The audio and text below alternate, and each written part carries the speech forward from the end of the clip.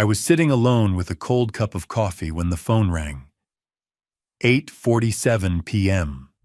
A woman's trembling voice so low as if she was afraid someone might hear. Please. You have to save your grandson, right now. If you're too slow, it will be too late. The call cut off. My hands went cold. My chest tightened. Because deep down, I knew something truly terrible was happening. I rushed to my daughter's house. One look inside, and I realized this wasn't just danger. It was something far more cruel. Something that could destroy my grandson's life. Welcome to the Dad Vengeance channel. Before we go any further, drop a comment and tell me where are you watching from your city, your country. Let me know who's in this with me. Quick note. This story includes some fictional elements crafted for entertainment and educational purposes. Any similarity to actual names or places is coincidental, but the message underneath is worth staying for. The phone rang at 8:47 p.m. I know the exact time because I just checked my watch. 34 years of classroom schedules will do that to a man. The back porch was quiet. My coffee had gone cold an hour ago. October in Marietta carries a particular kind of stillness, the kind that settles in after the cicadas go silent, and before the first frost claims the yard. I'd been sitting with that stillness, not thinking about much. Then the phone rang. Unknown number. Georgia area code. I almost let it go to voicemail. Mr. Warren Beckett. A woman's voice. Tight. Controlled. Something underneath it shaking. Speaking. Please. The word came out fast, like she'd been holding it back for hours. Please help your grandson. Caleb is in danger. You need to go to him right now. Don't wait. I stood up. My coffee cup hit the porch boards. I didn't look down. Who is this? What happened to Caleb? My name is Beverly Marsh. My son is Eli, Caleb's best friend. Same class since 4th grade. She pulled in a breath. Mr. Beckett, Eli saw bruises on Caleb's arms, on his neck, the kind that don't come from falling off a bike. My hand tightened around the phone. When, today, at school. Eli asked about it, and Caleb shut down immediately, told him to forget it. But before he shut down, her voice dropped lower. Caleb said something. He said, "Nobody's going to believe me anyway." The laugh track from the living room drifted through the screen door. Helen's Tuesday program. Something with a studio audience that found everything funny. I stepped to the edge of the porch. The backyard was dark, just the streetlight bleeding yellow over the fence. Mrs. Marsh? I kept my voice level. Are you certain about this? I've raised a son for 13 years, Mr. Beckett. I know when he's telling the truth. A pause. He was shaking when he told me. 13-year-old boys don't shake over nothing.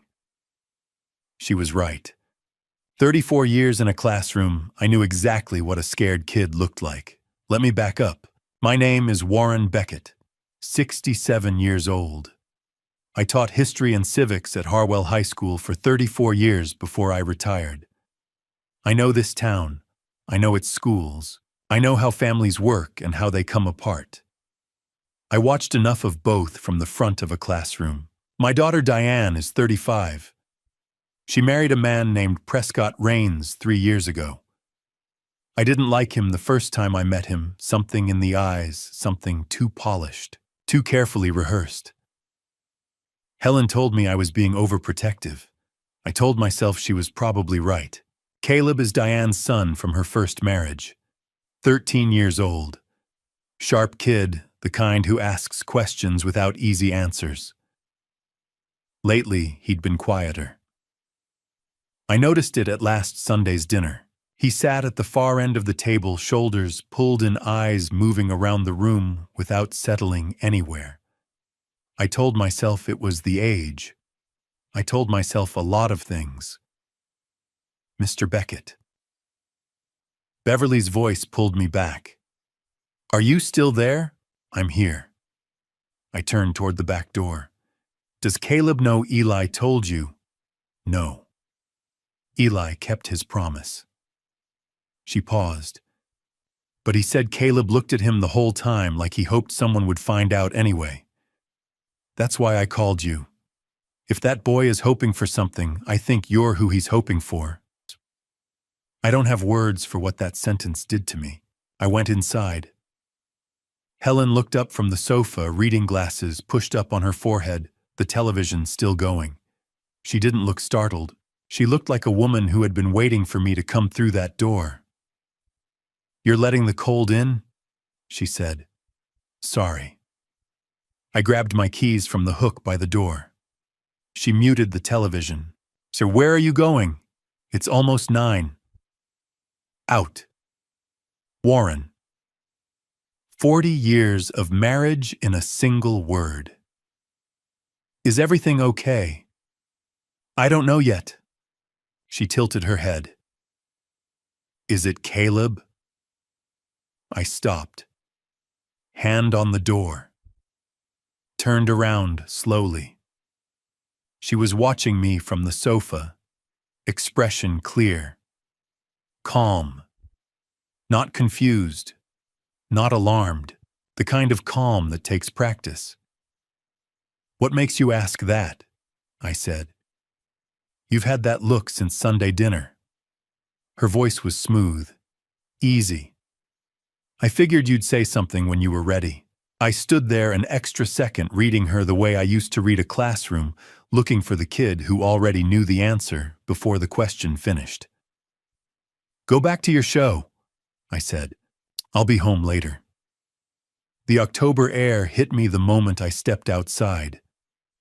At the red light on Roswell Road, I sat through one full cycle green, yellow, red without moving. Nobody's going to believe me anyway. The light turned green. I drove. In the rearview mirror through the front window of the house, I saw the television stay dark. And then the small, steady glow of a phone screen. Helen wasn't watching her program. She was typing, focused, unhurried, like someone completing a task she'd been meaning to finish. I didn't know who she was sending it to, but the calm on her face, the timing of her question, the way she'd said, "Is it Caleb, not what's wrong?" stayed with me the entire drive. I turned onto Paces Ferry Road, heading toward Vinings. Prescott's house was 9 minutes away. I had no idea yet that the first door I reached would already be closed against me. Vinings is 12 minutes from Marietta on a Tuesday night when the highway is clear. I made it in 9. The house was on a cul-de-sac off Paces Ferry Road, 2 stories brick facade, black iron lanterns flanking the front door. The kind of house that announces itself without saying anything out loud. 3 cars in the driveway, lights on upstairs, a wreath on the door, fall colors perfectly symmetrical. I sat in my truck for 30 seconds, then I got out. I rang the bell, waited. The October air was cold enough now that I could see my own breath. I rang again. Footsteps. Measured. Unhurried. The door opened. Prescott Raines was 42 years old, 6 feet even hair combed back, like he'd just stepped out of a business meeting. He was wearing a collared shirt tucked into pressed slacks at 9:47 on a Tuesday night. Who does that? I remember thinking exactly that. Who does that? And then filing it away somewhere. He smiled. Warren. Warm. Surprised, but pleasantly so. Like I'd shown up to a party he hadn't expected me at. It's late. What's going on? I need to see Caleb. Something shifted behind his eyes. Fast. Gone before I could name it. He's already in bed. The smile stayed put. You know how it is, school night he goes down by 9. What's this about?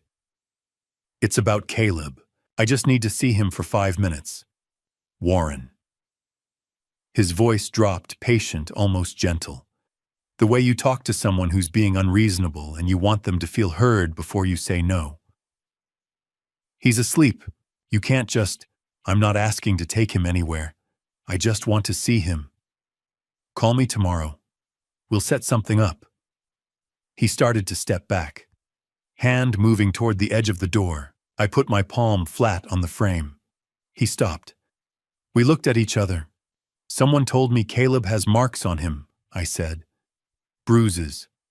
On his arms and his neck. Prescott didn't blink. Not once. Who told you that? Doesn't matter. It matters a great deal, actually. The warmth in his voice was still there, but it had hardened underneath like wood with a lacquer coat, smooth on the surface, solid and unyielding beneath. Because whoever told you that is lying to you, Warren. Caleb is fine. Then let me see him.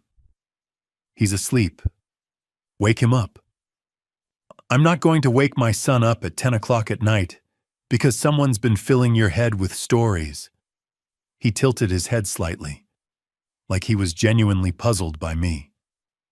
I understand you worry about him. That's what grandfathers do. But this is my house, and Caleb is my son. I think you need to respect that. He said it the way you say something that has only one correct response.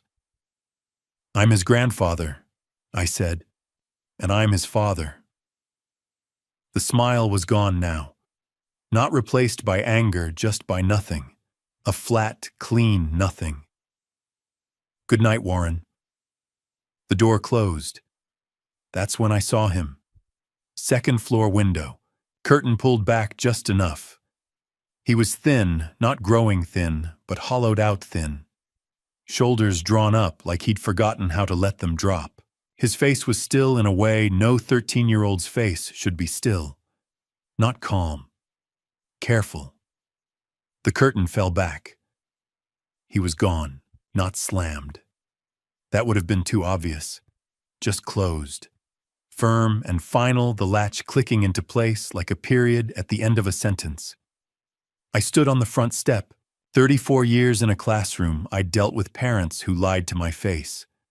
I dealt with principals who buried things they didn't want to find.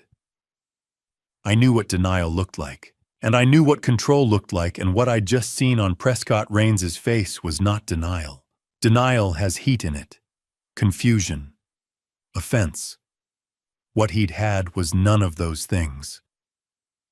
I turned to walk back to my truck. That's when I looked up. Second floor, far left window. The curtain was thin, the kind that diffuses light, but doesn't quite block it. A yellow glow behind it, dim like a nightlight or a lamp turned low, and a shape, small, still, standing just behind the fabric. I stopped walking. The shape didn't move, didn't pull the curtain aside. Just stood there close enough to the window that I could make out the outline of shoulders, of a head, of someone who was not asleep at 9:47 on a school night. Caleb. I raised one hand. Slow. Just a small motion, not a wave, not a signal. Just, I see you. I'm here. The curtain shifted, then closed. I stood in the driveway for another moment. The cul-de-sac was quiet. Sprinklers running somewhere down the block. The smell of cut grass and cold air. I turned toward my truck, and that's when I saw it. The kitchen window, ground floor, left side of the house. Light on, and a figure standing just inside, facing outward. Not Diane. I'd seen Diane's silhouette 1,000 times across 35 years of Sunday dinners and holiday mornings. This wasn't her shape. This wasn't her posture. I stood very still. The figure didn't move, didn't wave. Just stood in the yellow light of the kitchen window looking out at the dark driveway. I got in my truck. I drove 2 blocks, pulled over, sat with both hands on the wheel. It could have been a neighbor. It could have been someone I didn't know. but I knew that silhouette. I had lived with that silhouette for 40 years. I pulled back onto the road and drove home through the dark. And the whole 12 minutes back, I kept asking myself the same question. Not what was she doing there, but how long had she been there, and why hadn't she told me? Tomorrow I needed to talk to someone who actually knew what was happening inside that house. I needed to talk to the boy who'd seen the bruises. I hadn't slept. Not really. I'd lain on my side of the bed and stared at the ceiling while Helen breathed steadily beside me. And somewhere around 3 in the morning, I'd given up and gone to sit in the kitchen with a glass of water and the particular silence that only exists at that hour, the kind that presses in on you and doesn't let you think about anything except the things you don't want to think about. Beverly Marsh had texted at 7:15. "We can meet. Grounds Coffee on Roswell, 8:30. I'll bring Eli." I was there at 8. The cafe was the kind of place that had chalkboard menus and exposed brick and tables too small for anything serious. I took the corner booth, ordered a black coffee I didn't touch, watched the door. They came in at 8:32. Beverly Marsh was 41, practical clothes, no makeup, the kind of tired that doesn't come from one bad night, but from weeks of carrying something. She had her hand on Eli's shoulder, not steering him just there. Eli was 13, same age as Caleb, but he looked younger right now. He had his mother's eyes and a face that hadn't figured out yet how to hide what it was feeling. He slid into the seat across from me, both hands wrapped around the orange juice his mother had ordered him at the counter. He didn't drink it. Beverly sat beside him, gave me a small nod. I looked at the boy. "Eli," I said. "I'm not a cop. You're not making a statement. You don't owe me anything." I kept my voice low, even, the same voice I'd used for 34 years when a student was about to tell me something that mattered. "I just want to know what you saw." Eli looked at his mother. She nodded once. He looked back at me. "The bruises," he said. "On his arm, his left arm right here." He touched his own forearm just below the inside of the elbow, his sleeve rolled up in Jim. I saw them. What did they look like? Yellow and purple on the edges, like they were old but not healed. He paused. "I've had bruises before. From soccer, from falling off my bike. They don't look like that after a couple days. That color that takes longer." Smart kid. He knew what he was looking at. "Did you ask him about it?" "Yeah, right after gym." Eli's jaw tightened. "He said he fell." "But you didn't believe him." "He said it to the floor." Eli finally looked up at me directly. When Caleb lies, he looks at the floor. I've known him since we were 8. I know when he's lying. I wrapped both hands around my coffee cup. "What else?" I said. Eli hesitated, looked at his orange juice, then at his mother, then back at me. "A few weeks ago," he said slowly, "we were walking home after school. He said something, kind of quiet, like he wasn't sure he should say it." "What did he say?" "He said..." Eli stopped, started again. "Mason told Daddy that I tried to score higher than him on the test. I wasn't trying. I just answered the questions." Eli paused. "Mason is his little brother. Half-brother, I guess. He's 8. I kept my face still. "Go on." That's all he said. He just went quiet after that. Eli set down the orange juice. But the next day he came to school with his hand wrapped up, like with a bandage. And when I asked, he said he jammed his fingers. "Did you believe that one either?" Eli shook his head. I sat with that for a moment. I'm not a man who has visions. I don't dramatize things in my head.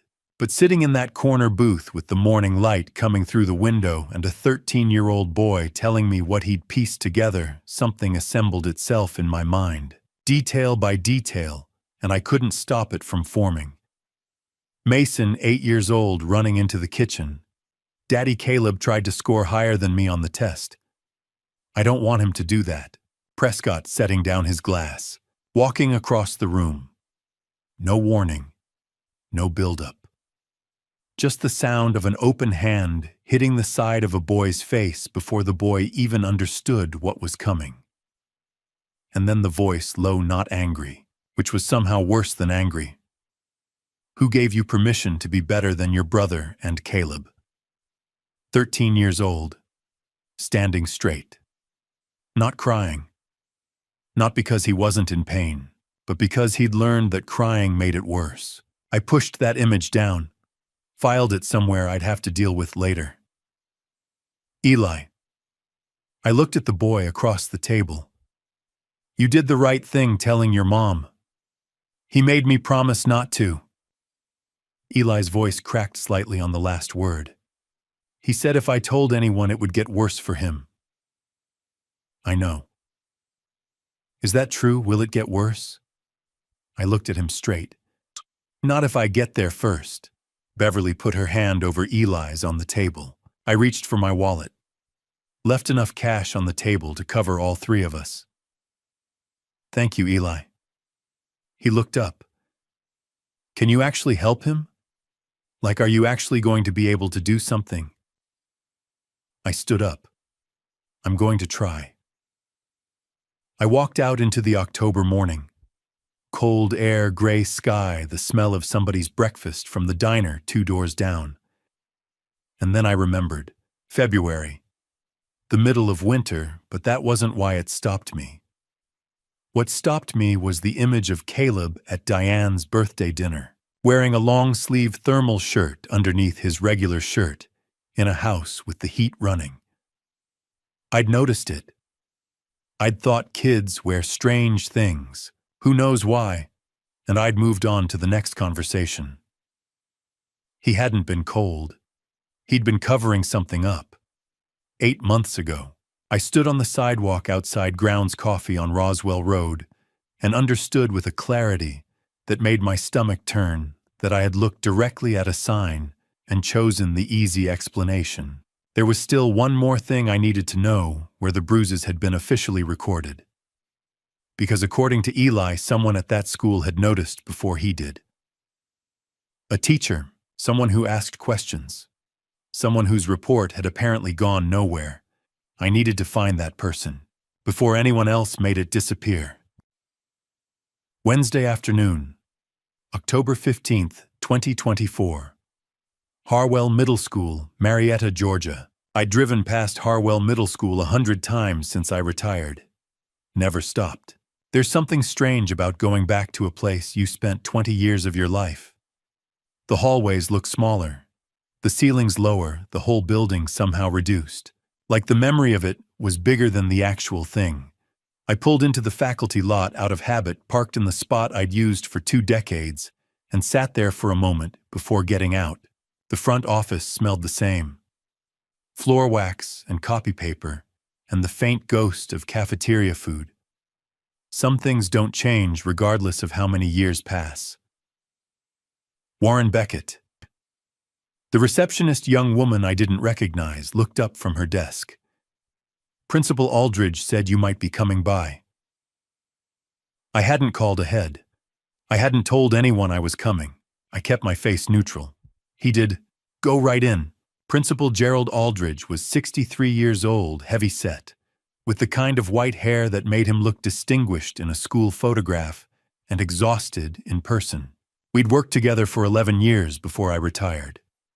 He was a good man, careful, institutional, the kind of administrator who believed in doing things the right way and suffered greatly whenever the right way turned out to be inconvenient.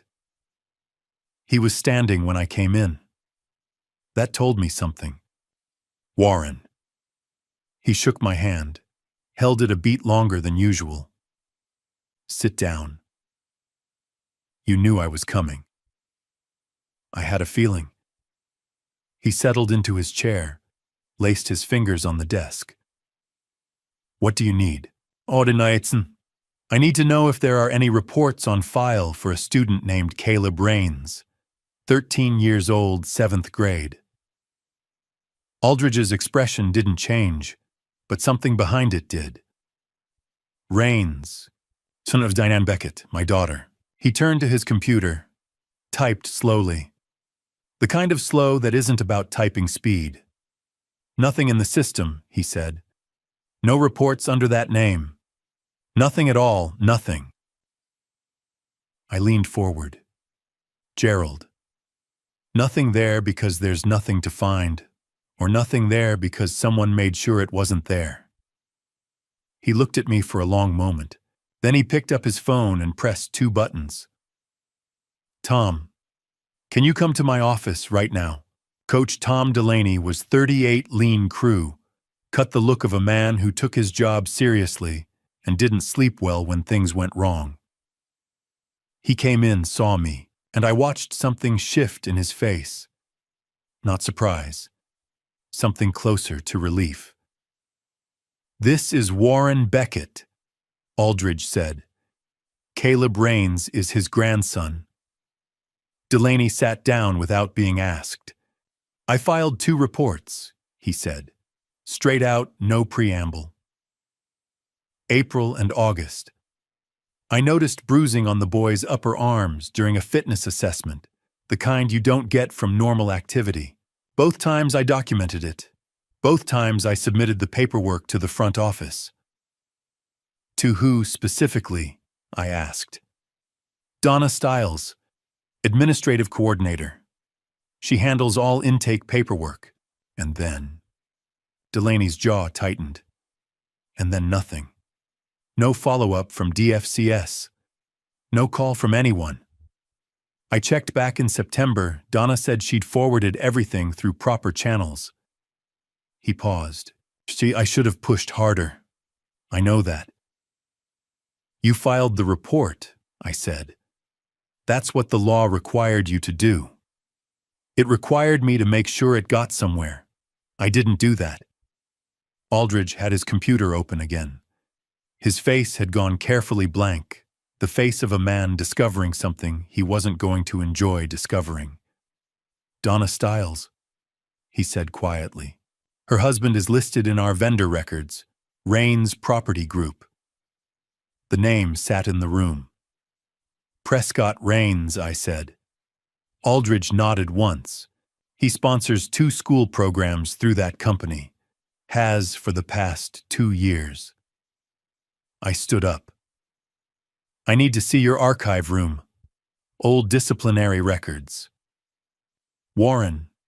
Gerald. I looked at him. 20 years. I never asked you for anything I shouldn't have. I'm asking now. He held my gaze for 3 full seconds. Then he stood up and reached for his keys. The archive room was in the basement, metal shelving manila folders, organized by year, the smell of old paper and time. Aldridge left me alone with it after showing me the section I needed. I found the file in 11 minutes. Rains Prescott A. Disciplinary File. Harwell High School expelled March 12, 1999. Reason: aggravated assault. A classmate had been hospitalized, 2 broken ribs, a concussion bruising consistent with repeated blows. The victim's family had declined a psychological evaluation of Prescott. No criminal charges were pursued. Case closed. He would have been 16 years old. I turned the page. The incident report. The witness statements. The photograph of the victim's injuries paper-clipped to the back. I didn't look at that long. What I looked at was the parent contact section. There was a name listed as the family liaison, the person who had negotiated Prescott's exit from the school, quietly, without police involvement, without the evaluation the counselors had recommended. I read the name. I read it again. I knew it. I stood in that basement under the fluorescent lights and tried to remember where I knew it from, and the longer I stood there, the colder I got. I folded the file carefully and went back upstairs. Aldridge was waiting in the hallway. "Find what you needed. More than I was looking for." I held up the folder. "I need to borrow this." He looked at it, at me. "Warren, if this goes somewhere official..." "It will. That's the point." He nodded, stepped aside. I walked out through the front office past the receptionist, who'd been told I was coming before I arrived out into the October afternoon, and sat in my truck with the folder on the passenger seat and a name in my head that I couldn't yet place, but couldn't let go of. That night, my phone rang. A woman's voice. Soft, a little hesitant. "Mr. Beckett. My name is Patricia Lund. I teach English at Harwell Middle. I heard you were here today asking about Caleb Rains." A pause. "I have something you need to read. Can we meet tomorrow morning?" Thursday morning, October 16th, 2024. Harwell Middle School, Marietta, Georgia. The teacher's lounge at Harwell Middle hadn't changed much. Same vending machine in the corner that never had what you wanted. Same round table with the wobbly leg that nobody had fixed in 20 years. Same smell of burnt coffee and dry erase markers that I'd associated with every working morning of my adult life. Ms. Patricia Lund was already there when I arrived. 40 years old, dark hair pulled back the kind of composed that takes effort to maintain. She was sitting at the table with a white envelope in front of her, and both hands flat on the surface like she was holding it down. She stood when she saw me. "Mr. Beckett, thank you for coming. Moitsuka, you said you had something I needed to read." "Yes." She looked at the envelope, then at me.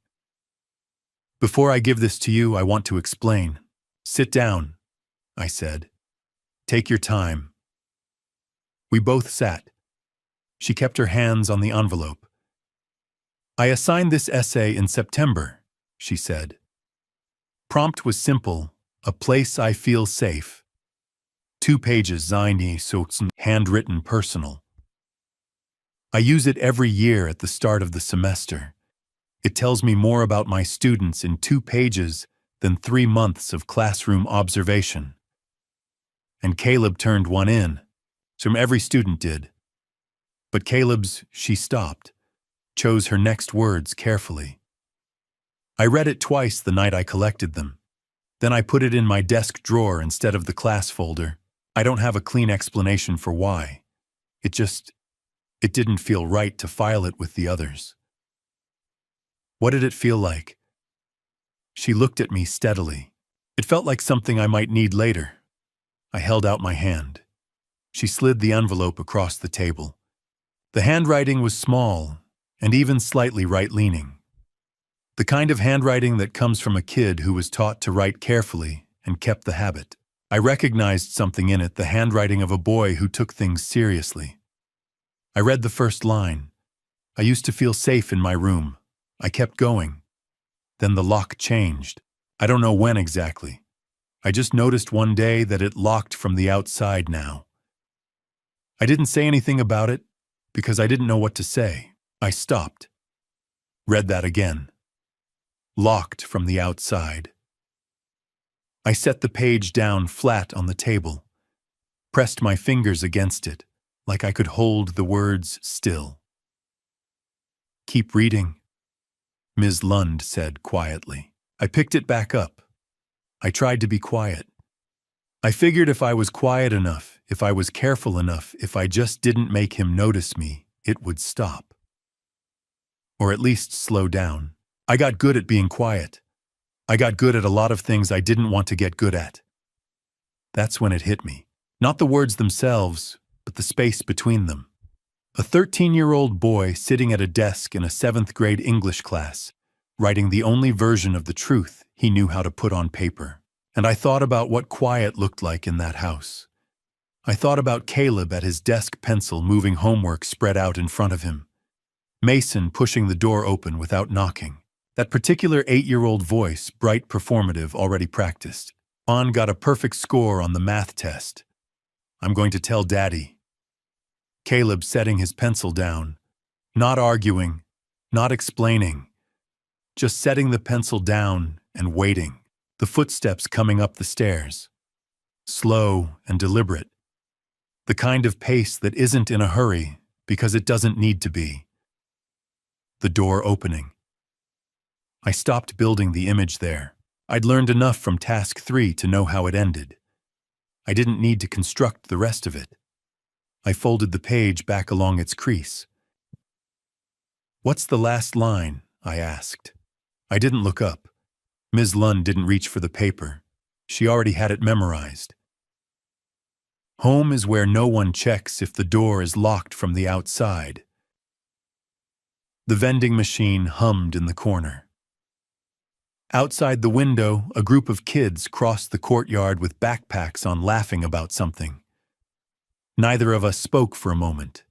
"I should have reported this in September," Ms. Lund said. Her voice was steady but thin at the edges. I had a reason to. I had enough. I talked myself out of it. I told myself it was metaphorical. That kids write dark things, and it doesn't always mean Ms. Lund. She stopped. "You called me last night," I said. "You're talking to me right now. You're handing me the only direct record we have of what that boy tried to say." I looked at her. "You're reporting it now." She exhaled, nodded once. I stood up, tucked the envelope under my arm. "Keep the original in your desk. Locked. Don't make copies. Don't tell anyone you gave me this. And if anyone from the administrative office asks whether you've spoken to me, you haven't." She looked at me for a moment. "Is this going somewhere?" "Yes," I said. "It is. I called him from the parking lot." 2 rings. "Yeah." Clifford Tanner, 65, retired county investigator turned private. The kind of man who answered the phone like he'd been expecting bad news. "Cliff, it's Warren." "I know who it is. What do you need?" "I need you to pull everything you can find on a man named Prescott Rains. Finances, business records, property holdings, anything public record. Rains Property Group is one company, there may be others." A pause. "How fast?" "Yesterday." Another pause, longer. "I'll call you." I got in my truck and sat for a minute with Caleb's essay on the passenger seat and the name from the 1999 disciplinary file still sitting in the back of my mind like a splinter I couldn't reach. I'd think about that tonight. After I got home. After I watched Helen pick up her phone and hold it a little too long after I told her I'd been dealing with old work business. After I noticed for the first time clearly that she didn't ask a single follow-up question. She never used to let me off that easy. The house smelled like garlic and red wine when I walked in. Helen was at the stove. Pasta salad already on the table, 2 glasses poured. She looked up when she heard the door and smiled easy, familiar, the smile of a woman who had no reason to be nervous about anything. "You look exhausted," she said. "Long day." "Sit down, it's almost ready." I hung up my jacket, washed my hands, watched her move around the kitchen the way I'd watched her 10,000 times, efficient, unhurried, completely at ease. I sat down. She set the pasta in front of me and settled across the table. "So what kept you?" she asked. "Went by the school, saw Aldridge, talked to one of the teachers." "Which teacher?" "Patricia Lund, English department." Helen reached for her wine. "I don't think I know her. She's been there 6 years." I turned my fork in the pasta. She had some things to say about Caleb. A pause, small, controlled. "What kind of things?" "An essay he wrote, about feeling safe at home." I looked up. "Or not feeling safe." Helen set her glass down, met my eyes across the table. Her expression was steady, the kind of steady that doesn't shift even when it should. "Warren." Her voice was patient, careful. You're reading too much into a school assignment. Kids dramatize everything at that age. He wrote that home is where no one checks if the door is locked from the outside. Nothing. Not a flinch. Not even the slightest tightening around her eyes. He's 13, she said. They're all dramatic at 13. You taught enough of them to know that. She picked up her fork and started eating again. That's when I understood something I hadn't let myself understand before. In 40 years of marriage, Helen had never heard me say something's wrong with one of the kids and responded with anything less than 4 follow-up questions. She scheduled appointments. She made phone calls. She showed up before anyone asked her to. Tonight I'd told her Caleb wrote an essay about not feeling safe, and she'd called it dramatic. She already knew. That's the only explanation that made sense. She already knew, and she'd decided it wasn't her problem to fix. I didn't push it. We finished dinner. I helped clear the table. We watched an hour of television. She fell asleep on the sofa with her book open on her chest, the way she always did, and I turned off the lamp and went to bed. I didn't sleep. Somewhere around midnight, I got up quietly and went to the armchair in the living room. The streetlight made a long rectangle across the floor through the gap in the curtains. I picked up my phone and scrolled to a number I almost never called. It rang twice. Dad, Carol's voice alert, not sleepy, past midnight in Portland. She'd been awake. Hey, kiddo. You don't call at midnight unless something's wrong. What happened? So I told her. All of it. Beverly's call. Eli's bruises. Coach Delaney's 2 buried reports blocked by Donna Stiles, whose husband was connected to Rain's property group. The essay. Home is where no one checks if the door is locked from the outside. Carol didn't interrupt once. When I finished, the line was quiet. I'm coming home, Ba. You don't have to. I'm coming home. The same voice she'd had at 9 years old when she'd made up her mind. I'll get a flight Sunday. I'll tell the department it's a family emergency. I never trusted him. She said it flat and clean, like reading a fact off a page. First time I met Prescott, he looked at Diane the way you look at something you've already decided to keep. Not love, calculation. A pause. I should have said something then. And we all should have, I said. That seems to be the theme of this week. She told me to call her tomorrow. I promised. After we hung up, I sat in the dark for a while longer. That's when I heard it. From the bedroom, Helen's voice. Low, unhurried, the voice of someone conducting ordinary business. Not the confused murmur of someone half asleep. Deliberate. Measured. I checked my watch. 1:14 a.m. I sat perfectly still and listened to the rhythm of it. I couldn't make out words, only cadence, question, answer, question. A report being delivered. That's what it sounded like. Not a conversation between 2 people catching up. Something structured, purposeful. She didn't sound afraid. She didn't sound conflicted. She sounded like a woman completing a task she'd done before. I didn't open the door, not because I was afraid of what I'd hear, because I needed more of the picture before I could use it. You don't show your hand before you've counted your cards. 34 years in a classroom taught me that much. I went back to the armchair and waited out the dark. At 6:15, Helen came to the kitchen. Coffee maker cabinet, refrigerator, the usual sounds. I came downstairs 2 minutes later like I'd just woken up. She was standing at the counter with her back to me. Her phone lit up on the counter beside her. I read the screen before she turned around. Not a name, just a Georgia number. And below it 3 words of a message before the screen went dark. She turned, saw me in the doorway, smiled. Morning. She reached for her phone without glancing at it, slid it into her pocket. Coffee's almost ready. Thanks, I said. I sat at the kitchen table. She poured 2 cups and set one in front of me. We didn't talk. She looked perfectly comfortable with the silence. That was the part that stayed with me, not the phone call at 1 a.m., not the message she'd pocketed. The comfort, the absolute ease of a woman who had nothing to hide because she'd already decided she'd done nothing wrong. At 7:43, my phone buzzed. Clifford Tanner. I stepped out to the back porch, a Warren. His voice was tight with something he'd found. I've got Prescott Raines's financials, all of it. A pause that felt deliberate. You need to come in today. This is not a phone conversation. I looked back through the kitchen window. Helen was rinsing her cup at the sink, unhurried, humming something quiet.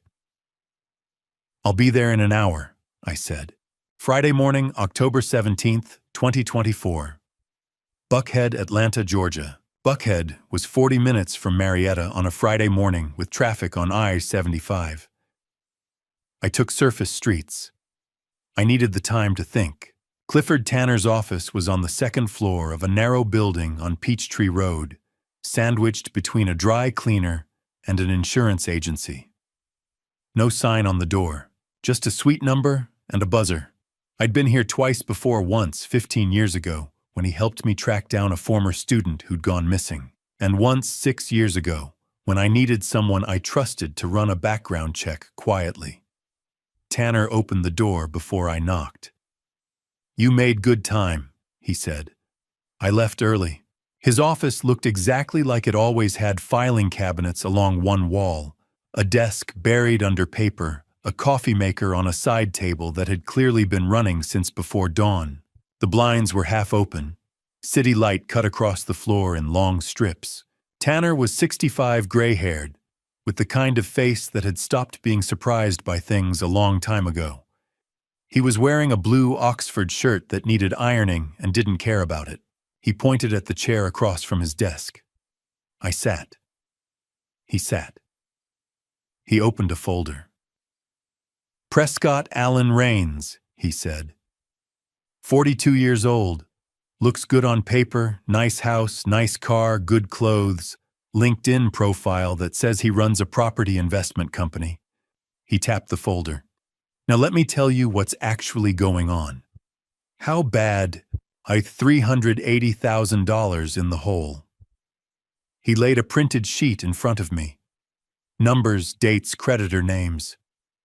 2 bank loans, 1 personal one through the business. Combined balance just under $200,000. Private lender, 1 individual, no institutional backing, another 90. And there's a civil lawsuit pending from a former business partner. That one alone is for $110,000. I looked at the sheet. The car he drives? Tanner continued. Leased. Lease expires in 3 months and he hasn't indicated renewal. The house on Pace's Ferry. He pulled out a second page. By mortgaged at 92% of appraised value. He's been making minimum payments.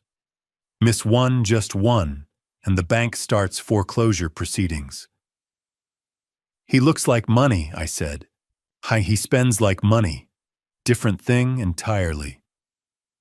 Tanner leaned back. He's been using the property company as a shell, moving small amounts around to look liquid. But there's nothing real behind it. The company hasn't closed a deal in 14 months. I set the sheet down. Does he know about my retirement account? I asked. Tanner looked at me. Does Diane know about it? Yes, we talked about it when she and Prescott got engaged.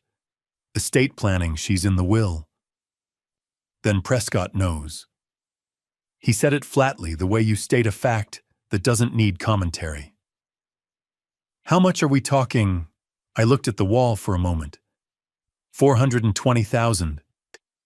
Tanner didn't say anything. He didn't need to.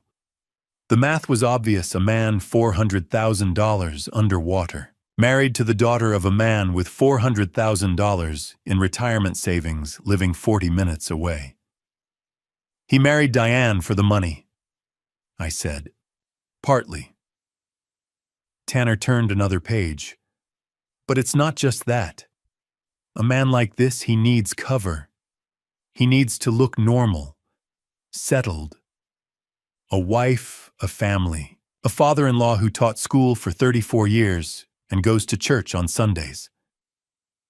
He looked up. Nobody looks twice at a man whose wife's family looks like yours. He used Diane as a facade. Ma, he used all of you. Tanner said it without heat, just an observation. The house, the family dinners, the good name, all of it buys him time. Time to keep the creditors off.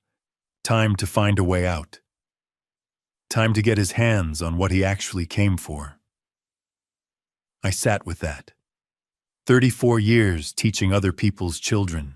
Sunday dinners and holidays, and a family that looked from the outside exactly like what it was supposed to be. And somewhere in the middle of it, a man had done the math and decided we were useful. I need more than financial records, I said. I need something I can take to the DA's office, something that connects the money to what's happening to Caleb. I know. Tanner closed the folder. I'm still pulling threads. He paused. But Warren, he stopped. What? I said. He looked at me, the way an old friend looks at you when they're trying to figure out how much you can handle. The threads I'm pulling, some of them, aren't leading where I expected. He chose his words slowly. I want to be sure before I say anything. But you need to be prepared for the possibility that this goes wider than Prescott. I held his gaze. How much wider? He looked down at the folder, picked up his pen, set it back down. I'll call you, he said. I was almost to my truck when my phone rang. Diane. I stopped walking, looked at the screen, then answered. Bah! Her voice was warm, easy. Nothing in it. Just calling to check in. Haven't heard from you in a few days. I've been busy. Everything okay? Fine. How's Caleb? He's good. Little quiet lately, but you know how he gets. A small laugh. Actually, we were thinking this Sunday, maybe you and Mama could come for dinner. Nothing fancy. Prescott was just saying he feels like we haven't seen you two in a while. Prescott was just saying. Sure, I said. We'll be there. Great. 6 o'clock. 6 o'clock. We said goodbye. I stood in the parking lot on Peachtree Road and stared at my phone for a moment after the call ended. In 40 years, Diane had never once told me what Prescott was just saying. I got in the truck. Sunday dinner, 6 o'clock. I wasn't going because I was hungry. I pulled up to the house at 4 o'clock. Same cul-de-sac. Same brick facade and iron lanterns. Same fall wreath on the door, still perfectly symmetrical. Prescott's car wasn't in the driveway. I sat in the truck for a moment and registered that small fact before getting out.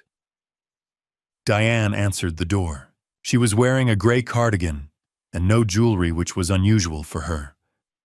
Her eyes were slightly pink at the edges, the kind that comes from crying that happened an hour ago, not right now. She smiled when she saw me. The smile was real. That made it worse somehow. Bah. She stepped aside to let me in. He's at a meeting. Should be back by 6.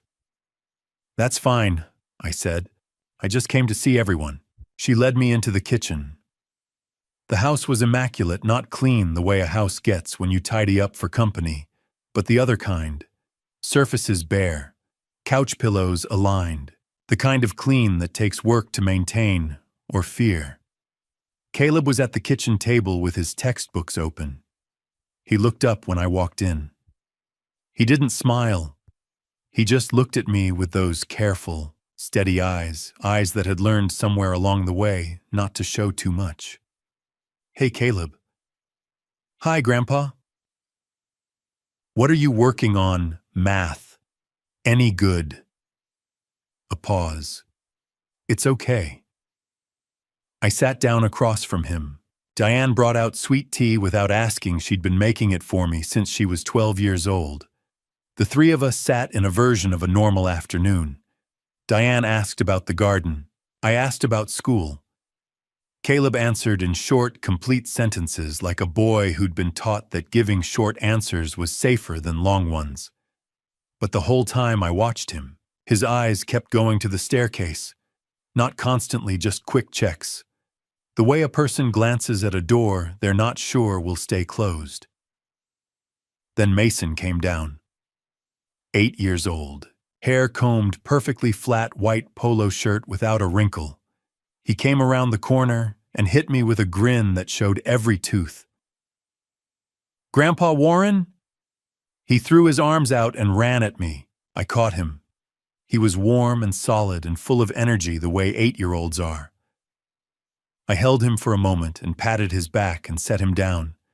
He turned to the table. His eyes found Caleb. Something passed across his face, quick, controlled, gone before most people would have caught it. But I'd spent 34 years reading faces across a classroom. I caught it. He moved to the kitchen counter, reached up toward the shelf above the coffee maker. His hand closed around a blue ceramic mug. I recognized it in the same instant. I felt my stomach drop. Helen's birthday mug, the one Diane had given her 20 years ago, when she was 15 and saved up for it herself.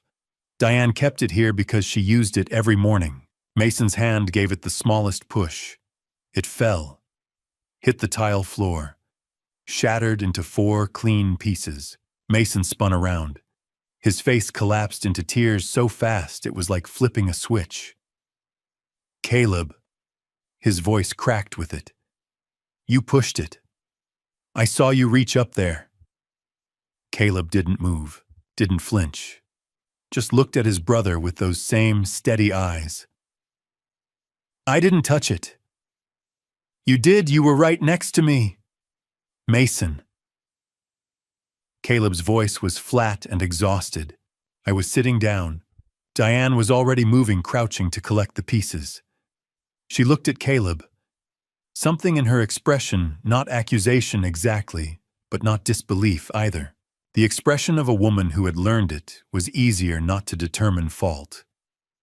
"Caleb, Mom, I didn't touch it. I was at the table." "I saw him," Mason said. Still crying, perfectly pitched. He was right there. I stood up, started to say something. The front door opened. Prescott walked in. He stopped in the doorway of the kitchen, took in the room in one sweep, the broken mug on the floor, Diane on her knees collecting it, Mason crying, Caleb sitting with his hands flat on the table. I stepped back, put the kitchen column between myself and the center of the room. I don't know why I did it. Instinct, maybe. The same instinct that made me stay quiet in a principal's office 30 years ago when a student was about to say something important. Prescott didn't see me. He walked to the center of the kitchen. Didn't look at Mason. Didn't ask what happened. His eyes went to Caleb and stayed there. "Stand up." Caleb stood up. Prescott crossed the room in 4 steps and hit him open-handed across the face. Hard enough that Caleb stumbled sideways into the table edge. Hard enough that I heard it from where I was standing. How many times? Not a question, a recitation. Low, and even the way a man talks when he's done being surprised by his own anger. "How many times have I told you you do not break things in this house?" "I didn't." "Close your mouth." Caleb closed his mouth. He was standing slightly sideways now, one hand braced on the table, face turned away. He didn't cry. He didn't argue. He just waited with the patience of a boy who had learned that waiting was the fastest way through. Diane was still on her knees. She didn't look up. Mason had stopped crying. I stepped out from behind the column. Prescott turned, saw me. His face didn't change, not a flicker, not a trace of embarrassment or alarm. Just a brief recalibration, the way a man adjusts when he realizes someone walked in on something he didn't intend to share. Warren. His voice was even. I didn't realize you were still here. I looked at him. I know you didn't. I picked up my jacket from the back of the chair, set my glass on the counter, walked to the front door without another word. Outside, I went to my truck, opened the door, stopped. I looked up at the second-floor window. Far left.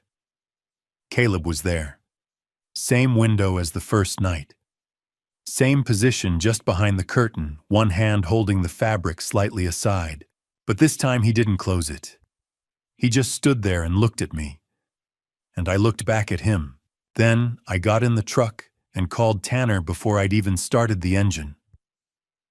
I just watched Prescott hit Caleb. In front of Diane.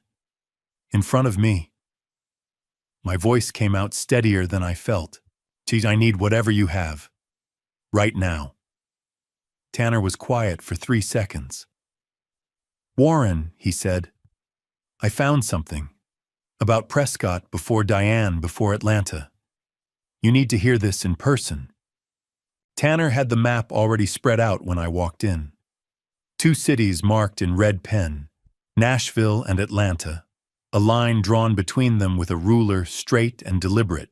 Beside the map, 2 folders side by side, like he'd been waiting for me to come in and sit down so he could present them in order. I sat down. He didn't offer coffee this time. Before Diane, he said, Prescott was married to someone else. Nashville, Tennessee, 2017. He opened the first folder. Name is Kevin Slade, 36 at the time, working in logistics. Had a son from a previous relationship, 9 years old when Prescott came into the picture. What happened? Married in March 2017. Divorced in November 2019. No public filing of any complaints. No police reports. No restraining orders. Tanner looked up. Kevin Slade just stopped existing in Nashville. Moved, changed jobs, went quiet. His son would have been 11 when they left. Prescott had something on him. That's my read. I don't know what yet. But Slade didn't just leave, he disappeared quietly, which means he had a reason to stay quiet. Tanner tapped the second folder. Now here's what matters. Look at the selection. Slade was a single-parent limited support network recently out of a difficult custody situation with his ex. Then Diane's single mother son from a previous marriage. Family that looks stable but isn't paying close attention. He paused.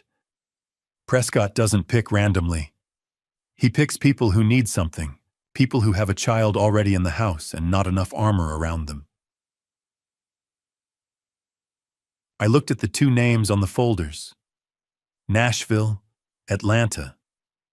You find Slade? I asked. He's in Alpharetta now. Works at a distribution warehouse off Haynesbridge Road. I have an address. I stood up before he finished the sentence. Let's go. The warehouse district in Alpharetta was 40 minutes north. We drove mostly in silence. I watched the city thin out and the subdivisions take over, and thought about a man I'd never met who had packed up his life and his son and driven south to get away from something he couldn't name in court. Kevin Slade was waiting for us outside the warehouse break room. 38 years old, but he looked older thin in the way that comes from years of carrying weight that doesn't show on the outside, hair gone gray at the temples well before its time. He shook my hand without making eye contact. We found a corner table in the break room. Tanner stayed by the door. I don't want trouble, Slade said. First thing, before I'd opened my mouth. I'm not bringing any, I said. I'm a 67-year-old retired school teacher from Marietta. I drove up here because my 13-year-old grandson is living in the same house Prescott Rains is living in.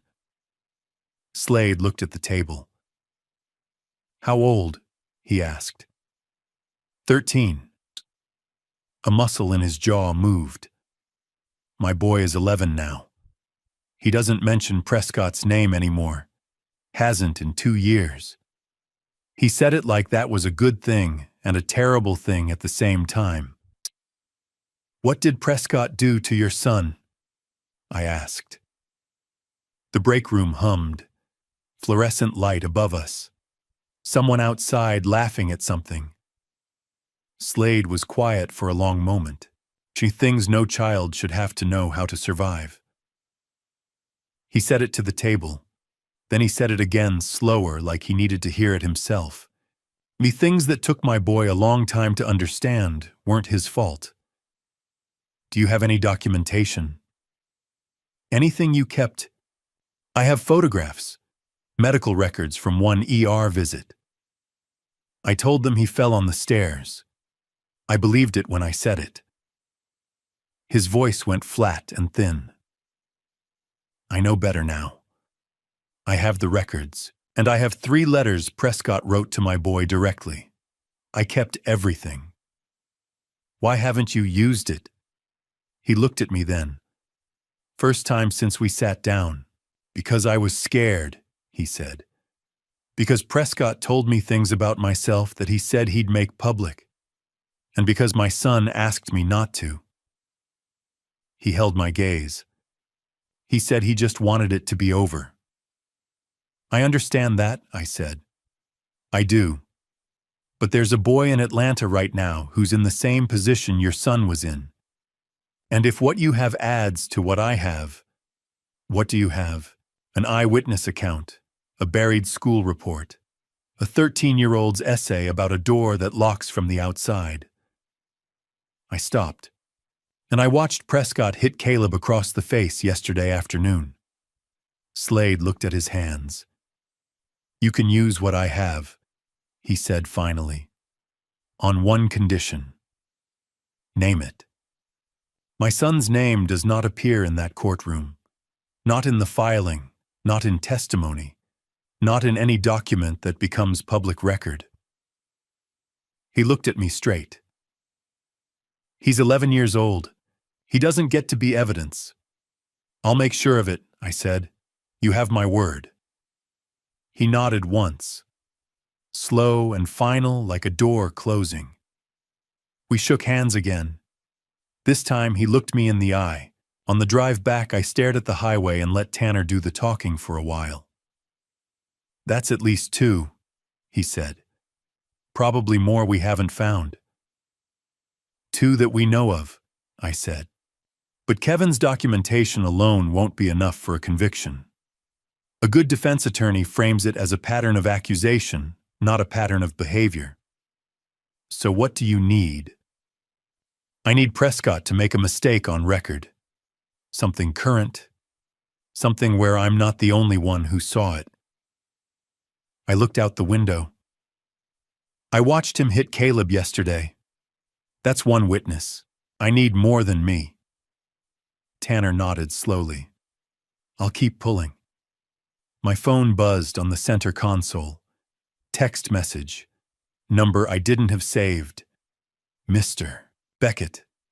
I think I have something you need to see. Would you be able to come by Roy Fenton, your daughter's neighbor? I read it twice. A neighbor. Reaching out on his own. Nobody reaches out on their own unless they've seen enough that staying quiet has started to feel like a choice they can't live with. I typed back, tomorrow morning, what time works? His reply came in under a minute. Whenever you're ready. Roy Fenton was already outside when I pulled up. He was trimming the hedge along his front walk with a pair of hand clippers, working slowly and methodically, the way a man does when he's been up since 5 and needed something to do with his hands. He was wearing a canvas jacket and work boots, and he looked exactly like what he was. A man who'd lived in the same house for 12 years and knew every inch of this street by heart. He saw my truck and set the clippers down on the porch railing. Mr. Beckett, he said, thanks for coming. Roy. We shook hands. His grip was firm, the grip of someone who meant what he said and didn't waste motion. I appreciate you reaching out. He held the door open. "Come on in." The living room was neat and modest. A recliner, a couch, a bookshelf with paperbacks and a few framed photos.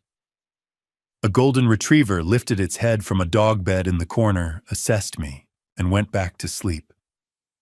Roy led me to the kitchen table and set a laptop on it that had clearly been sitting there waiting. "You want coffee?"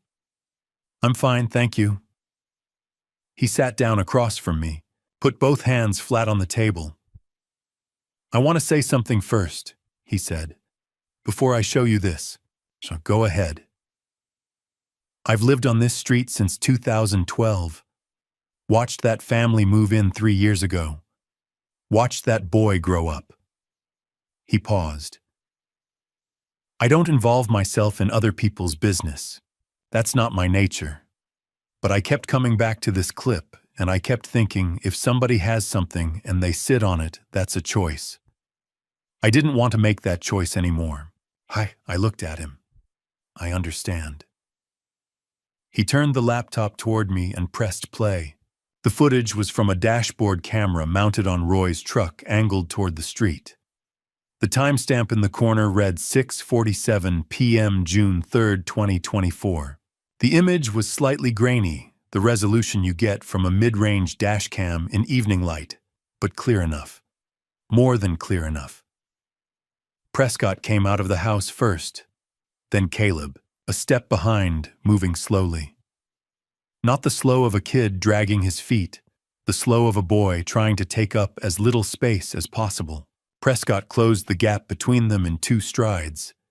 His right hand came out, not a swing, not a raised arm, just a reach, and his thumb pressed into the soft tissue just below Caleb's left shoulder. Not a grip. A point of pressure deliberate and precise. Caleb's step broke. His weight shifted sideways. Then Prescott's palm flattened against Caleb's back and pushed. Not hard enough to knock him down, just hard enough to move him. Just hard enough to communicate something that didn't need words. The front door closed behind them.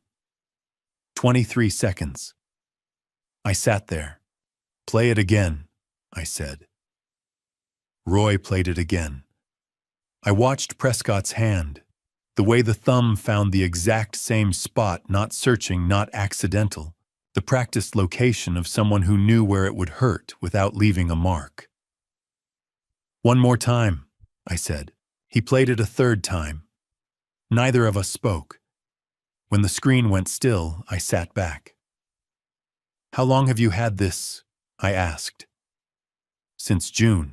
I was reviewing my dashcam footage after a fender bender on the street. Nothing serious, just checking what I'd captured. I found this clip while I was going through the dates." He kept his eyes on the laptop. "I backed it up to an external drive that same night. Something about it, I couldn't let it go." "You watched it and kept it for 4 months. I watched it and didn't know what to do with it for 4 months, he corrected. "Then I saw you standing outside their door last week, late at night, and I thought that man is looking for the same thing I've been sitting on. Can you send me the file, already on a thumb drive?" He slid it across the table. And I made 2 more copies, one in my safe, one with my brother in Roswell. I picked up the drive, looked at it. Roy. I set it back down. "Would you be willing to testify to what you saw, to the footage, to how it was captured, to the fact that you backed it up immediately and kept it unaltered?" He didn't hesitate. "I've lived here 12 years, he said. "I watched that boy kick a soccer ball in the driveway when he was 10 years old. I watched him stop going outside." He looked at me steadily. "Tell me when and where. I'll be there." I reached across the table and shook his hand. There wasn't much else to say. We both knew it. I was 2 blocks from Roy's house when my phone rang. Tanner. "How'd it go?" he asked. "Better than I expected. Roy's got 23 seconds of Prescott that no defense attorney is going to be able to explain away. He'll testify." "Good." A pause. Not the pause of someone waiting to respond, the pause of someone deciding how to begin. Warren, I need you to come back here. I kept driving. What did you find? Not on the phone. Cliff, it's about Helen. His voice was careful, even, the voice of a man delivering something he wishes he hadn't found. I've been pulling the thread you gave me the name from the 1999 file. It led somewhere I wasn't expecting. Another pause. You need to come here before you go home tonight. I pulled over, turned off the radio. Outside the window, the October leaves were coming down in slow spirals, orange and brown and gold, the kind of afternoon that looks like nothing bad could happen in it. I'll be there in 20 minutes, I said, before I show you the call log that broke this family open comment, still here. So I know you're with me, because once you see this, you can't unsee it. Quick note, this story contains fictional elements crafted for educational and emotional purposes. If that's not something you want to continue with, this is a good place to stop. Tanner's office was on the second floor of a building off Peachtree Road that had seen better decades. The elevator was out again. I took the stairs. He was already at his desk when I walked in. A manila folder open in front of him, reading glasses pushed down his nose. He didn't look up right away. Close the door, he said. I closed it. Sit down, Warren. I sat. He turned the folder around and slid it across the desk. I looked at it, call logs printed on plain paper. 2 columns. Timestamps on the left. A number on the right. Recognize that number? He asked. I looked at it for a long moment. Georgia area code. Local prefix. The same format as the number I'd seen flash across Helen's phone counter at 6:15 that morning, the one she'd pocketed before I could finish reading it. Where did you get this? I said. Prescott's phone records, subpoenaed through the civil matter. Tanner took his glasses off. That number appears 7 times in the last 3 weeks, always within 2 hours of a conversation you had with Helen. I counted the dates down the left column. October 14th, 9:12 p.m., the night Beverly called me. October 15th, 11:45 p.m., October 16th, 1:14 a.m., October 17th, 8:03 a.m. 20 minutes after Tanner had called me about Prescott's financials. I set the folder down. She was reporting to him, I said. Not a question. Every time you moved, he knew about it. Tanner leaned back. The visit to Aldridge, Coach Delaney, Patricia Lund, Roy Fenton. He paused. He knew you were building something. So he moved first. My phone buzzed in my pocket. I ignored it. How long? I said. The logs go back 14 months. That's as far as the subpoena covered. 14 months. I'd been sitting at the same breakfast table with her for 14 months, telling her about my days, and she'd been filing reports. My phone buzzed again. I pulled it out. Unknown number. Georgia area code. Warren Beckett. The voice was flat, official, rehearsed. Speaking. This is Detective Carlton Briggs, Cobb County Police Department. I need you to come in this afternoon regarding a complaint filed against you. I looked at Tanner. He was already watching me. What kind of complaint? I said. A protective order application, filed this morning by Prescott Allen Rains. He's alleging harassment, unauthorized contact, and intimidation toward himself and his minor child. A pause.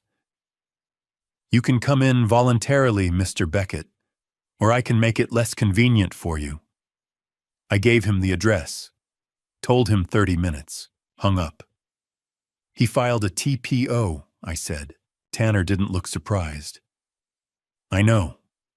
He filed it at 9 this morning. I've been waiting to see how long before they called you. You knew this morning. Degree. I knew the moment Roy Fenton handed you that thumb drive yesterday, Prescott's next move was the courts. He stood up. I'm coming with you. Cobb County Police Department was on Floyd Road, a squat brick building with not enough parking and fluorescent lighting that made everyone look vaguely ill. Briggs met us in a side room, 49 years old, gray at the temples, the particular kind of unhurried that comes from having already made up his mind. Mr. Beckett. He set a folder on the table. Prescott Rains filed this morning. He states you appeared uninvited at his residence on October 19th, approached his minor child, and have made repeated attempts to interfere with his custody arrangements. I was invited to dinner, I said. He disputes that. My daughter invited me. She lives in that house. Briggs made a note. He's also filed a supplemental statement indicating you've been conducting what he calls a campaign of intimidation, speaking to school staff neighbors, obtaining records about his personal finances. I spoke to his son's teachers and neighbors. I didn't obtain anything that wasn't public record. Mr. Beckett. Briggs folded his hands on the table. I'm not here to adjudicate. I'm here to inform you that a temporary no-contact order has been issued pending a hearing. You are to have no contact with Prescott Rains, his residence, or, he looked at the paper, Caleb Rains, until the hearing date. The room went quiet. Caleb is my grandson, I said. I understand that. The order stands until the hearing. I looked at Tanner. He gave me the smallest shake of his head. Not here. Not now. I signed the acknowledgement form, stood up, walked out. In the parking lot, the evening air hit me cold. I stood next to Tanner's car and didn't say anything for a full minute. He's cutting off access, I finally said. Before the hearing. That's the point. It buys him time. Tanner unlocked the car. But it also means he's scared. You don't file a TPO against a 67-year-old retired teacher unless you're scared of what he's found. I got in, stared through the windshield at the parking lot, lights coming on in the early dark. Helen called him at 1:14 a.m. the night I heard her, I said. 14 months of calls. She wasn't coerced, Cliff. She chose this. Tanner was quiet for a moment. There's something else, he said. A woman named Agnes Whitfield reached out to me today. She was a nurse, same hospital as Helen 12 years ago. He started the engine. She wants to talk. I looked at him. And Carol called me this morning, he added. Your daughter. She found something on Helen's phone last night. He pulled out of the space. She's landing Sunday. She said to tell you not to do anything until she gets there. I looked out the window at the dark road. The trap had closed, but it had also finally shown me exactly where the walls were. That meant I could start looking for the door. I left before Helen was fully awake. She was in the hallway when I came downstairs, robe, coffee cup, hair not yet combed. She heard me on the stairs and turned. Early errand, she said, something like that. I crossed to her, kissed her on the cheek the way I had for 40 years. Her skin was warm. She smelled like coffee and the same soap she'd used since 1987. She didn't lean in or pull back. She just stood there and accepted it the way you accept something ordinary. And don't forget your blood pressure medication, she said. I won't. I walked out to my truck and sat in the driveway with the engine running. She hadn't asked where I was going, hadn't asked when I'd be back, hadn't asked anything at all. A week ago, I would have called that comfortable.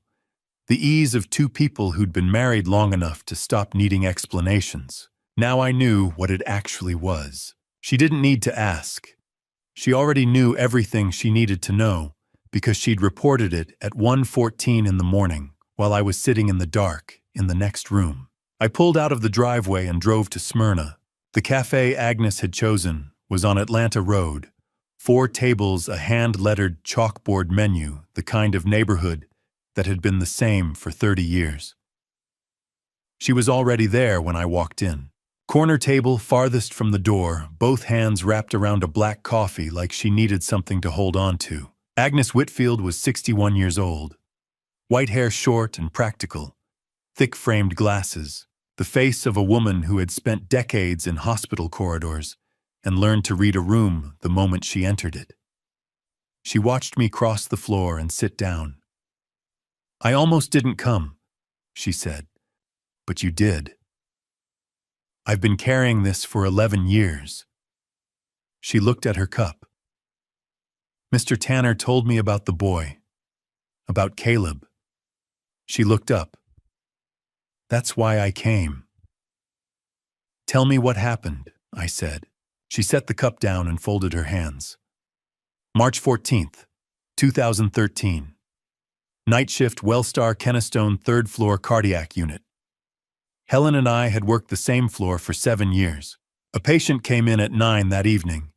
Gerald Whitmore, 78 years old. Atrial fibrillation history, elevated heart rate, chest discomfort. Stable. Routine monitoring. The Helen was assigned to him. Helen was primary nurse on that end of the hall. I was 2 rooms down. She said it like a deposition: dates, locations, facts, everything else after. At 11:47, his cardiac monitor alarmed. I heard it. It was not a false alarm. That sound is distinct.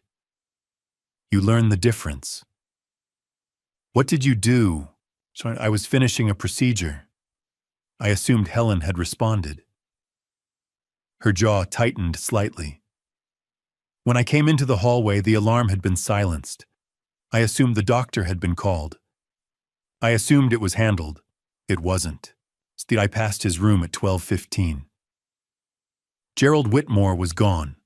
Helen was standing at the foot of the bed. The crash cart had not moved. The doctor had not been called. She held my gaze without flinching. He had been in acute arrhythmia for at least 28 minutes with no intervention. The cafe was quiet around us. Someone ordered at the counter. Ordinary sounds. "Could it have been a mistake?" I asked. "Missing the alarm, could that have been an oversight?"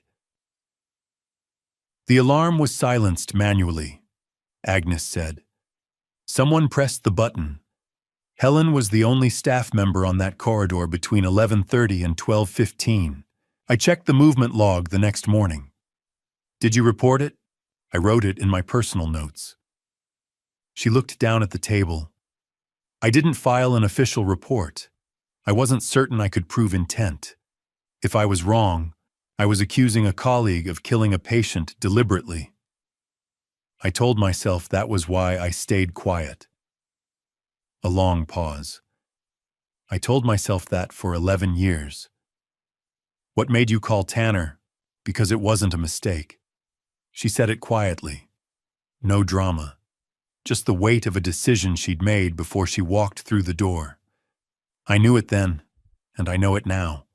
And when he told me a 13-year-old boy was in that house and no one was stopping it, I decided I was done carrying it for someone who never deserved the silence.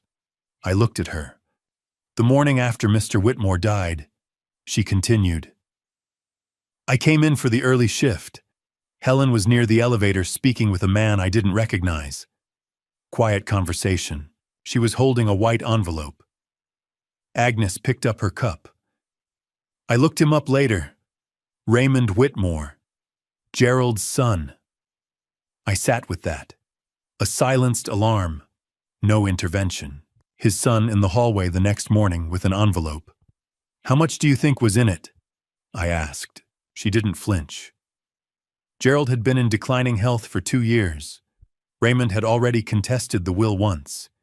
He needed it resolved. She set the cup down. I don't know the amount, but I know what it bought. I left money on the table, stood up. Agnes. I looked at her. I know this cost you something. She shook her head once. It cost Gerald Whitmore everything. It cost me 11 years of bad sleep. She looked up at me directly. Don't let it cost that boy anything more. I called Tanner from the parking lot. Raymond Whitmore, I said. Business connection to Prescott. Find it. Already found it. His voice had the flatness of confirmation. Raymond Whitmore and Prescott Rains, co-directors of a real estate LLC out of Nashville, Tennessee, April 2017 to December 2019. I stopped walking. Prescott learned about Helen through Raymond, I said. They were partners during Prescott's Nashville period. Raymond talks. Prescott listens. Prescott keeps records. Tanner paused. He had it before he ever met Diane. He walked into that relationship already holding the one thing that would make sure nobody stopped him. I stood in the parking lot and looked at nothing. 40 years of marriage. 40 years of breakfasts and medication reminders and book clubs and the same soap she'd used since 1987. And somewhere in the middle of all of it, a silenced alarm, an envelope and a choice she made without losing a night of sleep over it. Warren! Tanner's voice dropped. You doing okay? One long second. No, I said. But keep going. Carol called me this morning. She found something on Helen's phone last night. He paused. She's at your house right now. She said it has to be in person. I got in my truck. Whatever Helen had decided to protect Carol had just found it. Carol was at the kitchen table when I walked in. She'd taken a red-eye from Portland, landed sometime around midnight, let herself in with the spare key I'd given her 12 years ago, and never asked back. She was still in her travel clothes, dark jeans, a gray pullover, hair pulled back. She had a coffee in front of her, and both hands flat on the table like she was steadying herself. She looked up when I came through the door. I need to show you something, she said. No hello. No how are you, ba? Just that. I sat down across from her. She picked up her phone, opened the Photos app, and slid it across the table to me. Last night around 2 in the morning, Mom's phone was on the living room table. She must have left it when she went to bed. Carol's voice was even, controlled. The voice of someone who had spent the night deciding how to say this. It lit up. I was on the sofa. I saw the screen. I looked at the photo she'd taken. A text message. Incoming. Timestamp 1:47 a.m. October 22nd. No contact name, just a Georgia number I recognized from Tanner's call log. The message read, "Done. He won't get close again." I set the phone down. There's more, Carol said. I scrolled up. Same number going back to the first week of October. Every time you told Mom something about Caleb, about the investigation, there's an outgoing message from her within the hour. She paused. Sometimes within 20 minutes. I didn't say anything. Dad. Her voice dropped slightly. She wasn't coerced into one phone call. This was a pattern. This was consistent. The back door opened. Helen came in from the garage, grocery bags in both hands, coat still on. She saw us at the table and stopped. Not startled, just still. Reading the room the way she always had in a single glance. She set the bags on the counter. I didn't know you were coming, she said to Carol. I know, Carol said. Helen looked at me. I stood up. Sit down, Helen. Something crossed her face, not fear, not guilt. Something more calculated than either.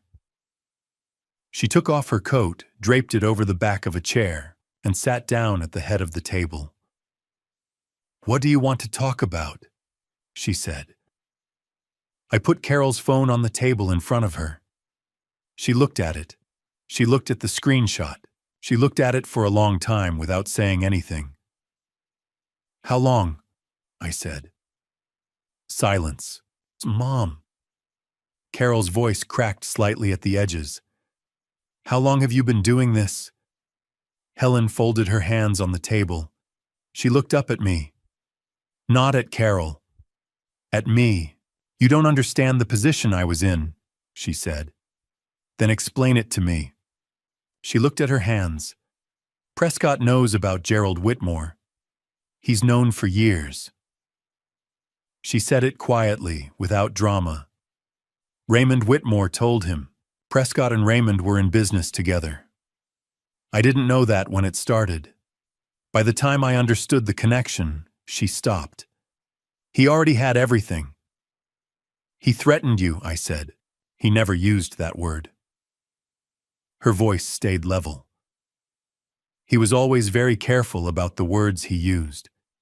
He would just mention it. Remind me he knew.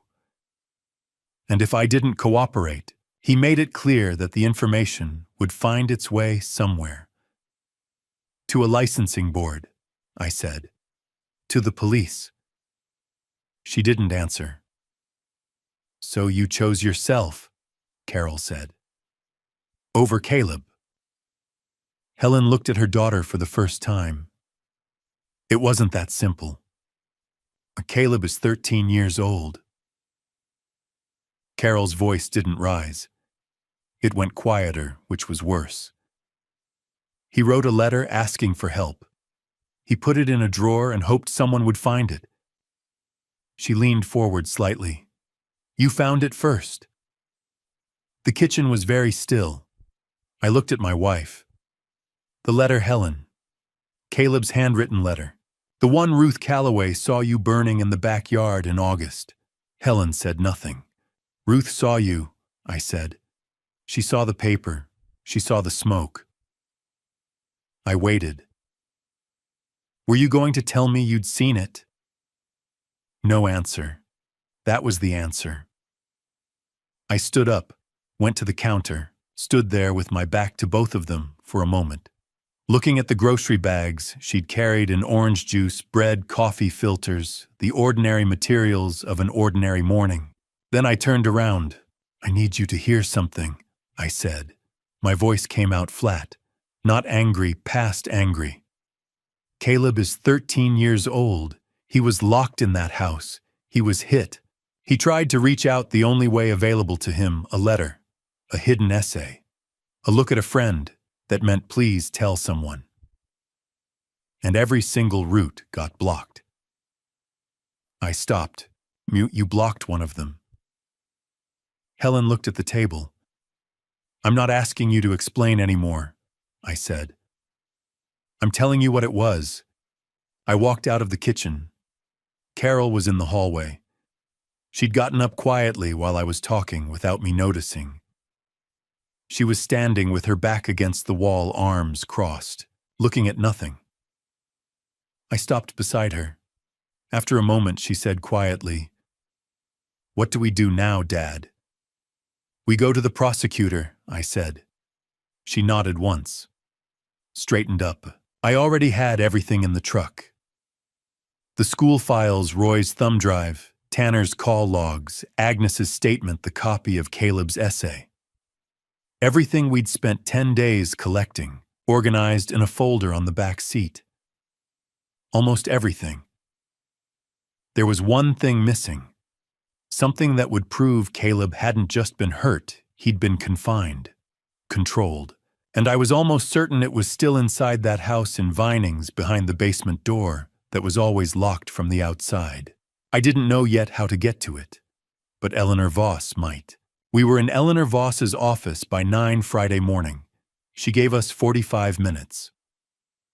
Warren laid everything on the table, the school files, Roy's thumb drive, Tanner's call logs, Agnes's statement, Caleb's essay. Voss didn't interrupt once. When he finished, she closed her notepad and looked at us both. "I'll have GBI on this by Sunday morning," she said. "Don't go near that house." We didn't. The house had never felt so large. Carol stayed. She took the guest room without asking which was the right thing to do, and I didn't tell her to go home. We didn't talk much those first few hours after we got back from Fulton County. She made soup from whatever was in the refrigerator. I sat at the kitchen table and watched the backyard go gray in the afternoon light. Helen was in the house too. Moving through it, the way water moves around a stone, careful, quiet, taking up as little space as possible. We didn't speak.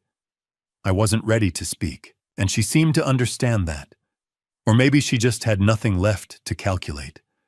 That first night Friday, I sat up until past 1 in the morning, not waiting for anything specific, just unable to be unconscious while Caleb was still inside that house in Vinings. Carol found me in the armchair around midnight. "You should sleep, Dad." "I know." She sat on the sofa, didn't tell me again. "Do you think Voss will actually move on this?" she asked. She said 48 hours. Politicians say a lot of things in 48 hours. She's not a politician. She's a prosecutor. I looked at the dark window. She had the same look Aldridge had when he pulled that 1999 file, the look of someone who already suspects something and just got confirmation. I paused. "She'll move." Carol pulled her knees up, quiet for a moment. "What about Mom?" I didn't answer right away. "Dad?" "I don't know yet," I said. That's an honest answer. I don't know what she told him, or how much of it matters to the case, or what Voss decides to do about it. I looked at my hands. But I know that whatever happens next, that's not the thing I'm thinking about tonight. Carol nodded. She understood. We sat there until 2.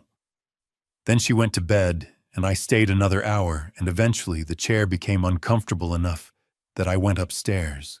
Saturday passed like a waiting room. I made coffee, read the same 2 pages of a book 4 times, walked around the block once in the afternoon just to move. Carol worked at the kitchen table on something for her department papers, spread across the surface, red pen in hand, doing what she'd always done when she was anxious, staying useful. At 3:47 p.m., my phone buzzed. Unknown number. I answered it on the first ring. "Mr. Beckett." A man's voice. Even professional. "My name is Marcus Webb. I'm a special agent with the Georgia Bureau of Investigation. I've been assigned to the Raines matter by the DA's office." A brief pause. "I wanted to introduce myself. We'll be executing a search warrant at the Raines residence tomorrow morning early. I can't give you specifics, but I wanted you to know the process is moving." "Is Caleb still in the house?" I said. "I can't comment on that at this stage, Agent Webb." I kept my voice level. "That boy is 13 years old, and I haven't been able to reach him for 4 days. I understand procedure. I'm asking you as his grandfather." A pause, longer than the ones before it. "I can tell you that child welfare has been notified and will be present tomorrow," he said. "That's all I can say." "That's enough," I said. "Thank you." I hung up, went to the kitchen doorway. "Carol."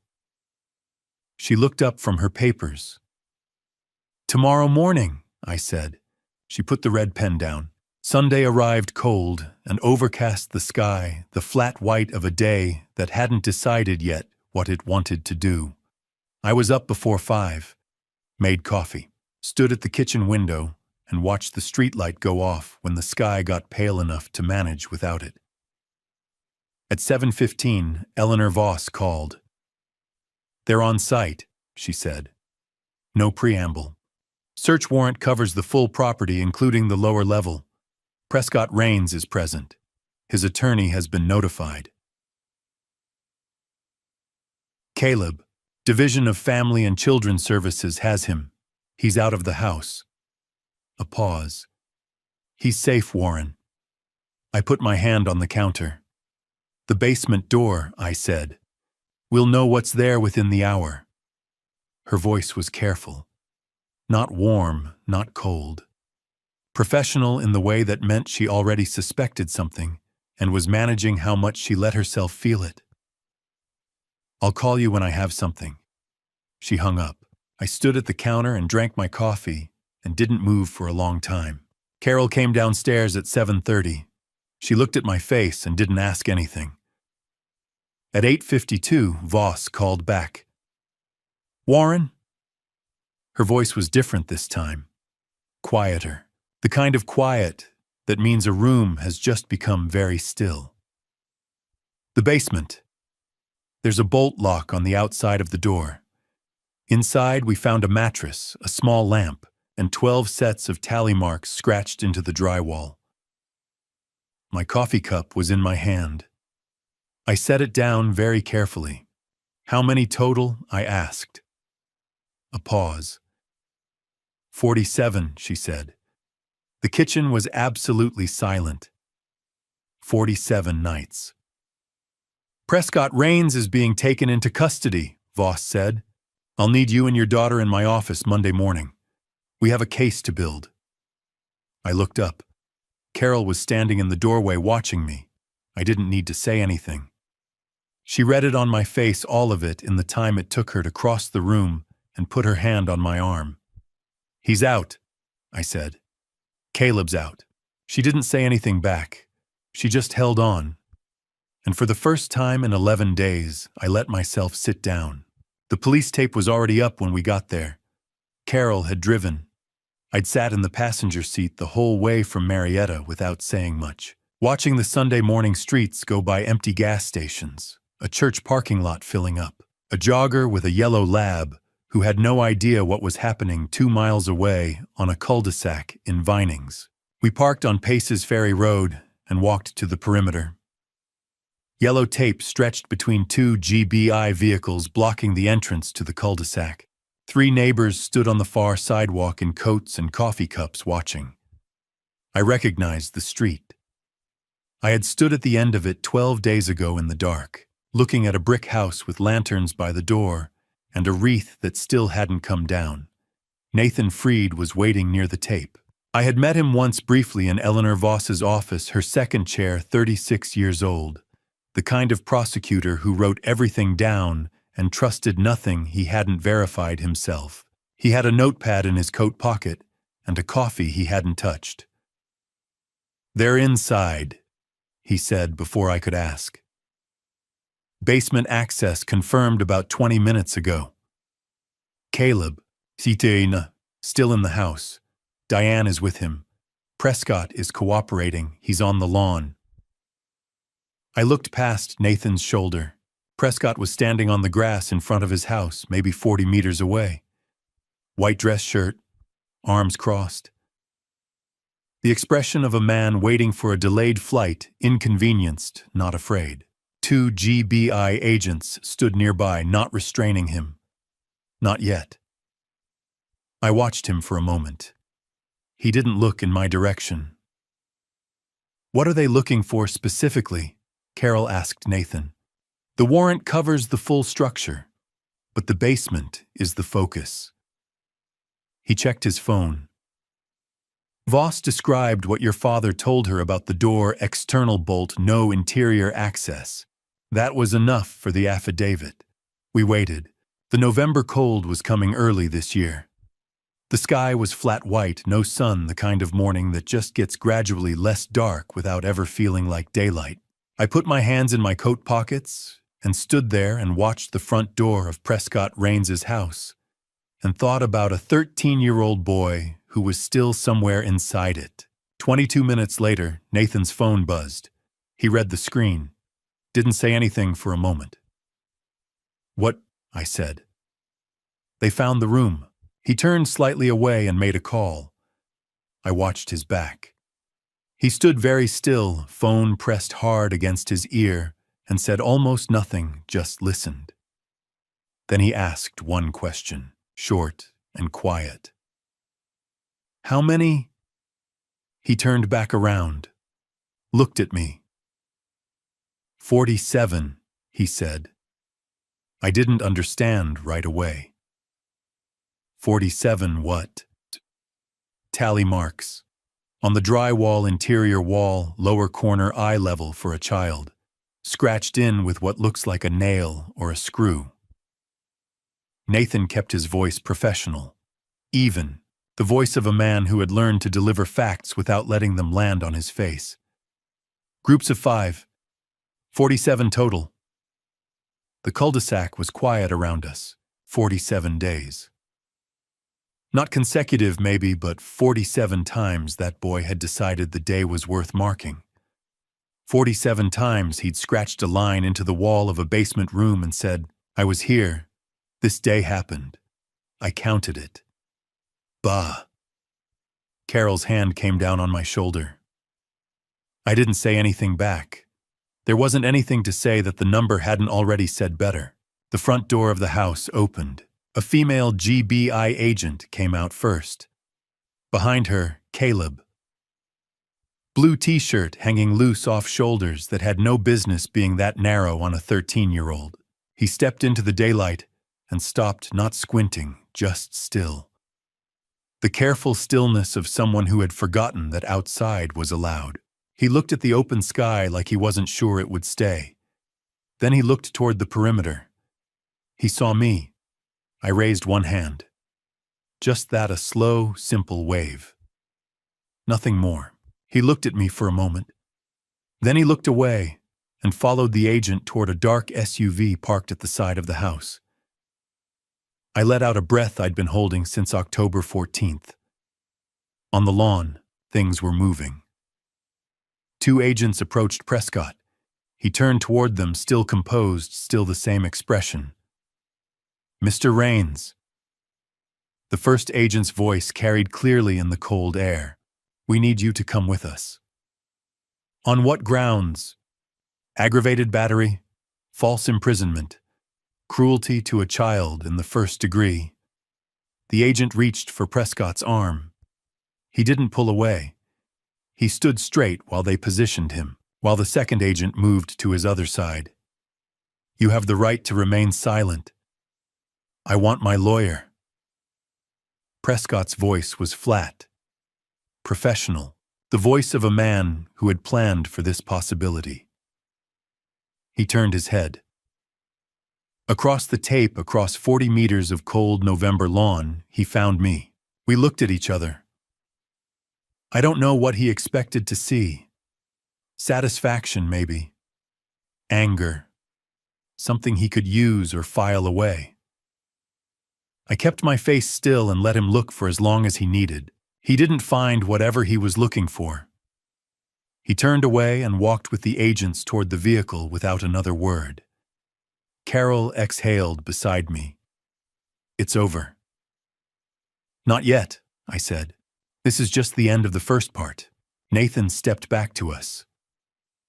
One more thing. Briggs, his supervisor, wants a meeting with Voss this afternoon. About the $15,000 and the 2 buried reports. Good, I said. I meant it. But I also knew what was coming. Prescott was in custody. Stanford Keel, his attorney, the best criminal defense lawyer in Fulton County, would be on the phone before that car reached the station. And whatever happened in that courtroom in the months ahead, Keel would make sure it cost something to prove. Carol drove us home. I watched Vinings disappear in the side mirror and thought about 47 marks scratched into drywall by a 13-year-old who hadn't stopped counting. He had counted because he still believed someone was coming. I was going to make sure that belief had been worth it. 5 months is long enough to forget what a house sounds like with 2 people in it. Helen had left the night after the confrontation in the kitchen, packed a bag, called someone I didn't know, and walked out without a scene. She didn't slam the door. That was the part that stayed with me.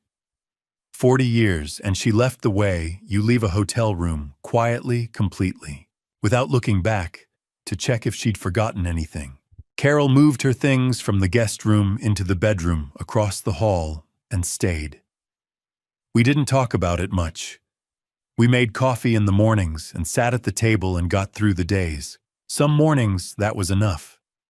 3 weeks before the trial, she found me at the kitchen window before 7. "Did you sleep?" "Some," I said. "3 weeks." "I know." She poured her coffee and stood beside me. Outside the yard was gray with early spring. The dogwood had started coming back pale and tentative, like it wasn't sure yet. "Are you scared?" she asked. I thought about it. "I'm scared Prescott walks. I'm not scared of anything else." She nodded, didn't push it further. That was the honest answer. Stanford Keel had made sure of that.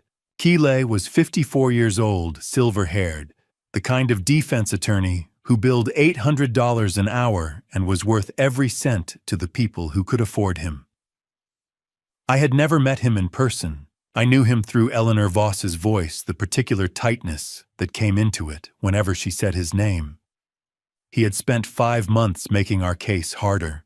In December, he filed a motion to suppress the dashcam footage, arguing the camera angle, the timestamp metadata, and the chain of custody from Roy Fenton to GBI created enough ambiguity for reasonable doubt.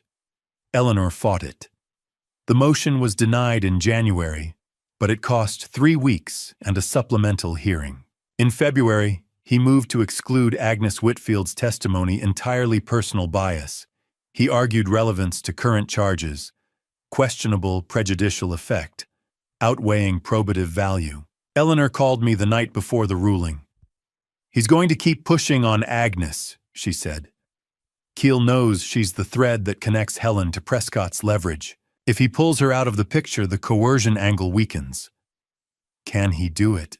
He can try. The judge has discretion. A pause. "I need you to understand, Keel is going to put you on the stand and ask you why you started investigating in October. He'll argue you had a personal financial motive, that you wanted Prescott removed so you could access Diane's custody arrangement and protect your retirement account." I was quiet for a moment. "That's not why I started." "I know." Her voice was careful. "But you need the jury to see that custody is where you ended up, not where you began. There's a difference between a grandfather who investigated abuse and then sought guardianship, and a grandfather who manufactured a case to gain guardianship. Keela will argue the second. We need to show the first." "How?" "By putting Caleb on the stand last," she said, "and letting him tell it himself. Diane called me in March. Not through a lawyer, not through Eleanor. Just a text at 8:15 on a Tuesday morning. Can we meet somewhere quiet? Just us. She chose a coffee shop in Buckhead's small place back corner booth. The kind of spot where nobody looked twice at a woman with red eyes. She was already there when Carol and I arrived. She didn't look up right away. "I know I didn't protect him," she said, before either of us sat down. "I need you to know I know that." I sat down across from her, Carol beside me. "I'm going to testify," Diane said. "Everything. The 17 texts I sent Caleb that never got a reply. I knew Prescott was intercepting them. I knew, and I told myself it was a phase, that things would settle, that I was misreading it." She stopped. I was a coward. "Why now?" Carol asked. Not harsh, just direct. Diane looked up. Her eyes were dry now, past the point where crying helped. "Because I saw the photograph of that room. The mattress. The lamp." She pressed her lips together. 47 marks, and I counted backward. I thought about where I was on each one of those days, what I was doing, what I told myself. She looked at me. "I need to say it out loud in that courtroom. I need Caleb to hear me say it." I looked at my daughter. "Okay," I said. "Okay." In March, Donna Stiles resigned from Harwell Middle School. The district opened a formal review of both buried reports. Nobody called it what it was out loud. Everyone knew what it was. Mason had been placed with Prescott's sister in Savannah 2 days after the arrest. I didn't know her. I hoped she was better than her brother. Gordon Fitch filed the joint custody petition in April. Warren Beckett and Carol Beckett listed as co-petitioners for legal guardianship of Caleb Rains. Eleanor's office provided a supporting statement. The family court judge scheduled a hearing for after the criminal trial. Kelo immediately filed an objection, arguing the petition was prejudicial to his client's case and should be stayed pending verdict. Eleanor called me the afternoon the objection came in. "He's rattled," she said. "Good," I said. "Don't get comfortable. Rattled lawyers are more dangerous than confident ones." The night before the trial, I sat alone in the kitchen after Carol had gone to bed. I wasn't reviewing anything. There was nothing left to review. Eleanor had everything. Nathan had everything. The jury would be seated tomorrow morning, and then it would be out of my hands. I heard Carol on the stairs around 11. She came in, saw me at the table, and didn't say anything for a moment. "Dad, I'm fine." "I know." She leaned against the doorframe. "What are you thinking about?" "Ida Caleb," I said. "I want him to know someone will be there tomorrow. Whatever happens in that room, he's not going to be looking out at empty seats." Carol was quiet. "He knows Ba. I want to be sure." At midnight, my phone buzzed.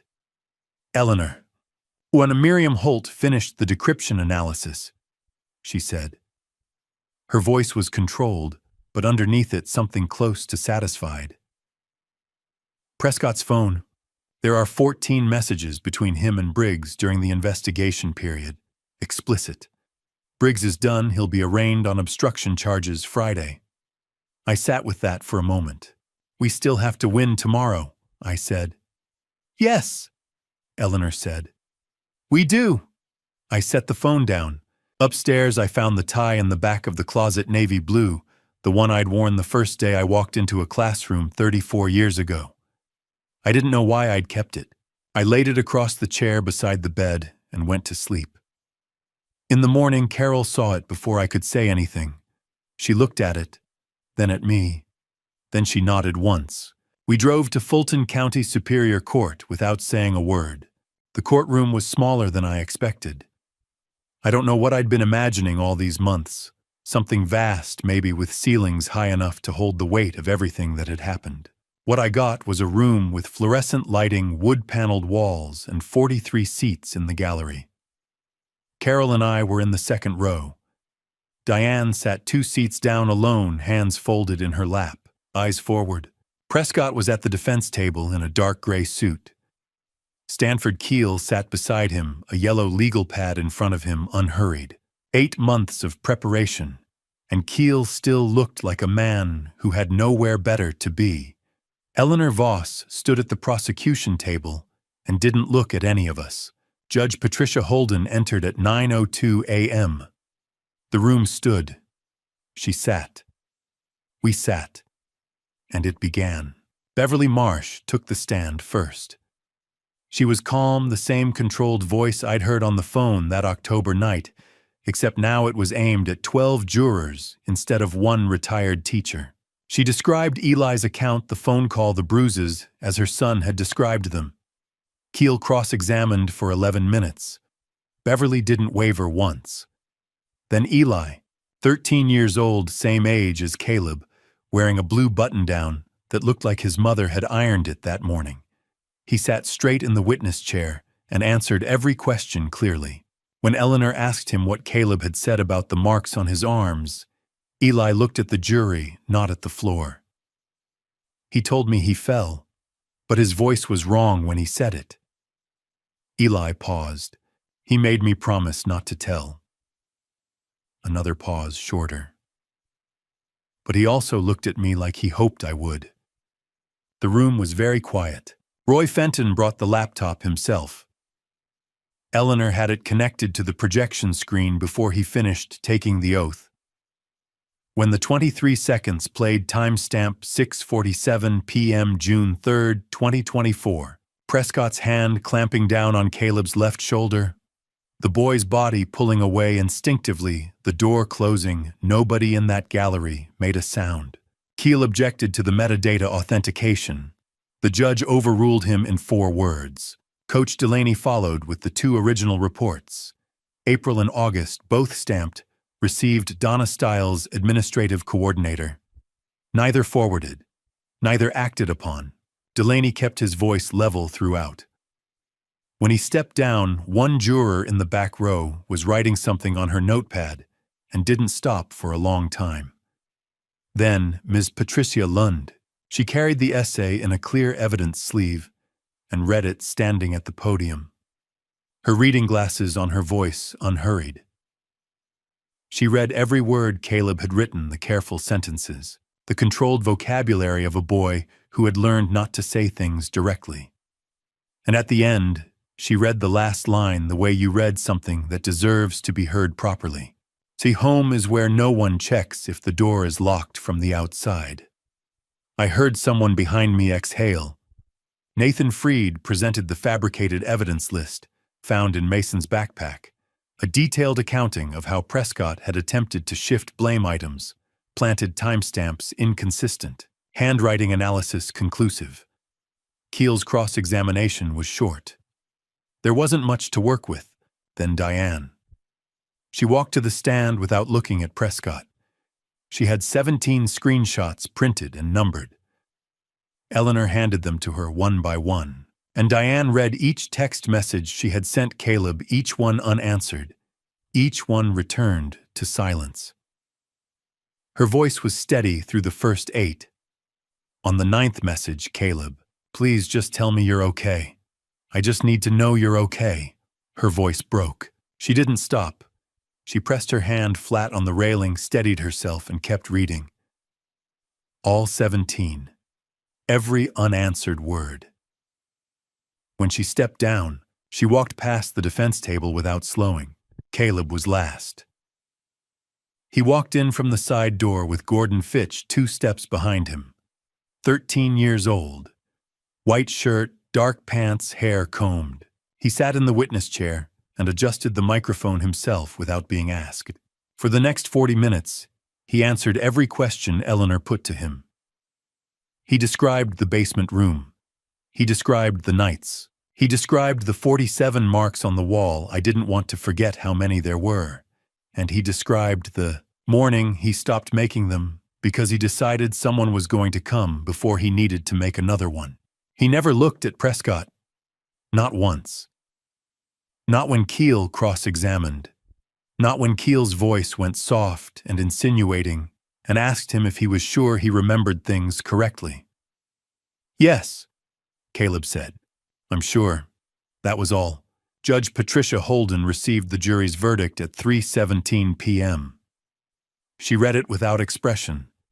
Then she looked up at Prescott Rains and said it plainly, the way you say something that has been true for a long time and is only now being said out loud. On all counts, guilty. I put my hand over Carol's. She didn't move. Neither did I. The hallway outside was bright with afternoon sun through the tall windows.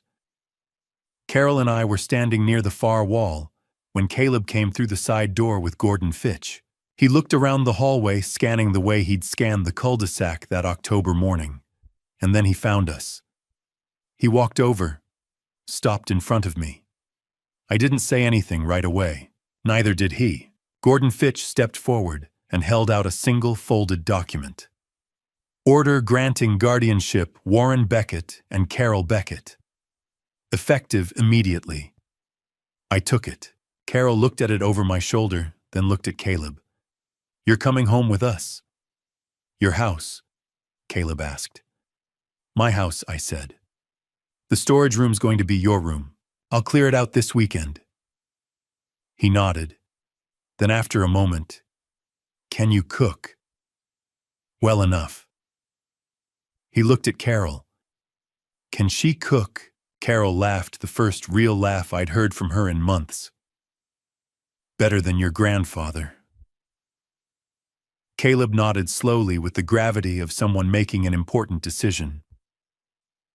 Okay, that works. Then his expression shifted. He reached into his pocket and pulled out a phone Gordon Fitch's borrowed and dialed. 2 feet away from me, he held it to his ear. My phone rang. I looked at him. He looked at me. I answered. Grandpa. His voice was quiet, steady. I just want to say one thing. Go ahead. Thank you. I know you did a lot. I looked at this boy, 13 years old, white shirt, hair combed, standing in a courthouse hallway in the afternoon sun, and I thought about October 14th, and a cold cup of coffee, and a phone ringing in the dark. I should have come sooner, I said. But you came. He held my gaze. That's what I needed. Carol put her hand on my arm. The afternoon light came through the tall windows and fell across the three of us, long and warm, the way it does at the end of a day that has finally decided what it wanted to be. Let's go home, I said. Caleb nodded, and we walked out together. They say God doesn't close a door without opening a window somewhere. I used to think that was something people said to fill silence. Now, I think it's true. I just think sometimes the window is on the second floor behind a curtain, and you have to stand in the dark long enough to see it. This is a family story I never wanted to have, a dad revenge I never planned to take. I was a retired teacher who thought he knew his own household. I didn't. I told myself Caleb was fine because fine was easier to believe than the alternative. I waited too long. I asked too few questions. I trusted the wrong person with the most important information I had. Don't be me. If something feels wrong with a child, you love a change in posture, a careful silence, a smile that doesn't reach the eyes. Don't wait for certainty. Certainty comes too late. Go toward the discomfort. Ask the question that makes the room go quiet. Every family story has a moment where someone could have spoken sooner. Every dad revenge worth taking starts not with anger, but with showing up. The real ending isn't the verdict. It isn't the courtroom or the handcuffs or the guilty on all counts. It's a 13-year-old boy standing in afternoon light asking if you can cook. That's the ending that matters. That's the dad revenge that costs everything and gives back more. That's the family story you carry for the rest of your life. If this story reached something in, you leave a comment, share it with someone who needs to hear it, and subscribe so you're there when the next door opens.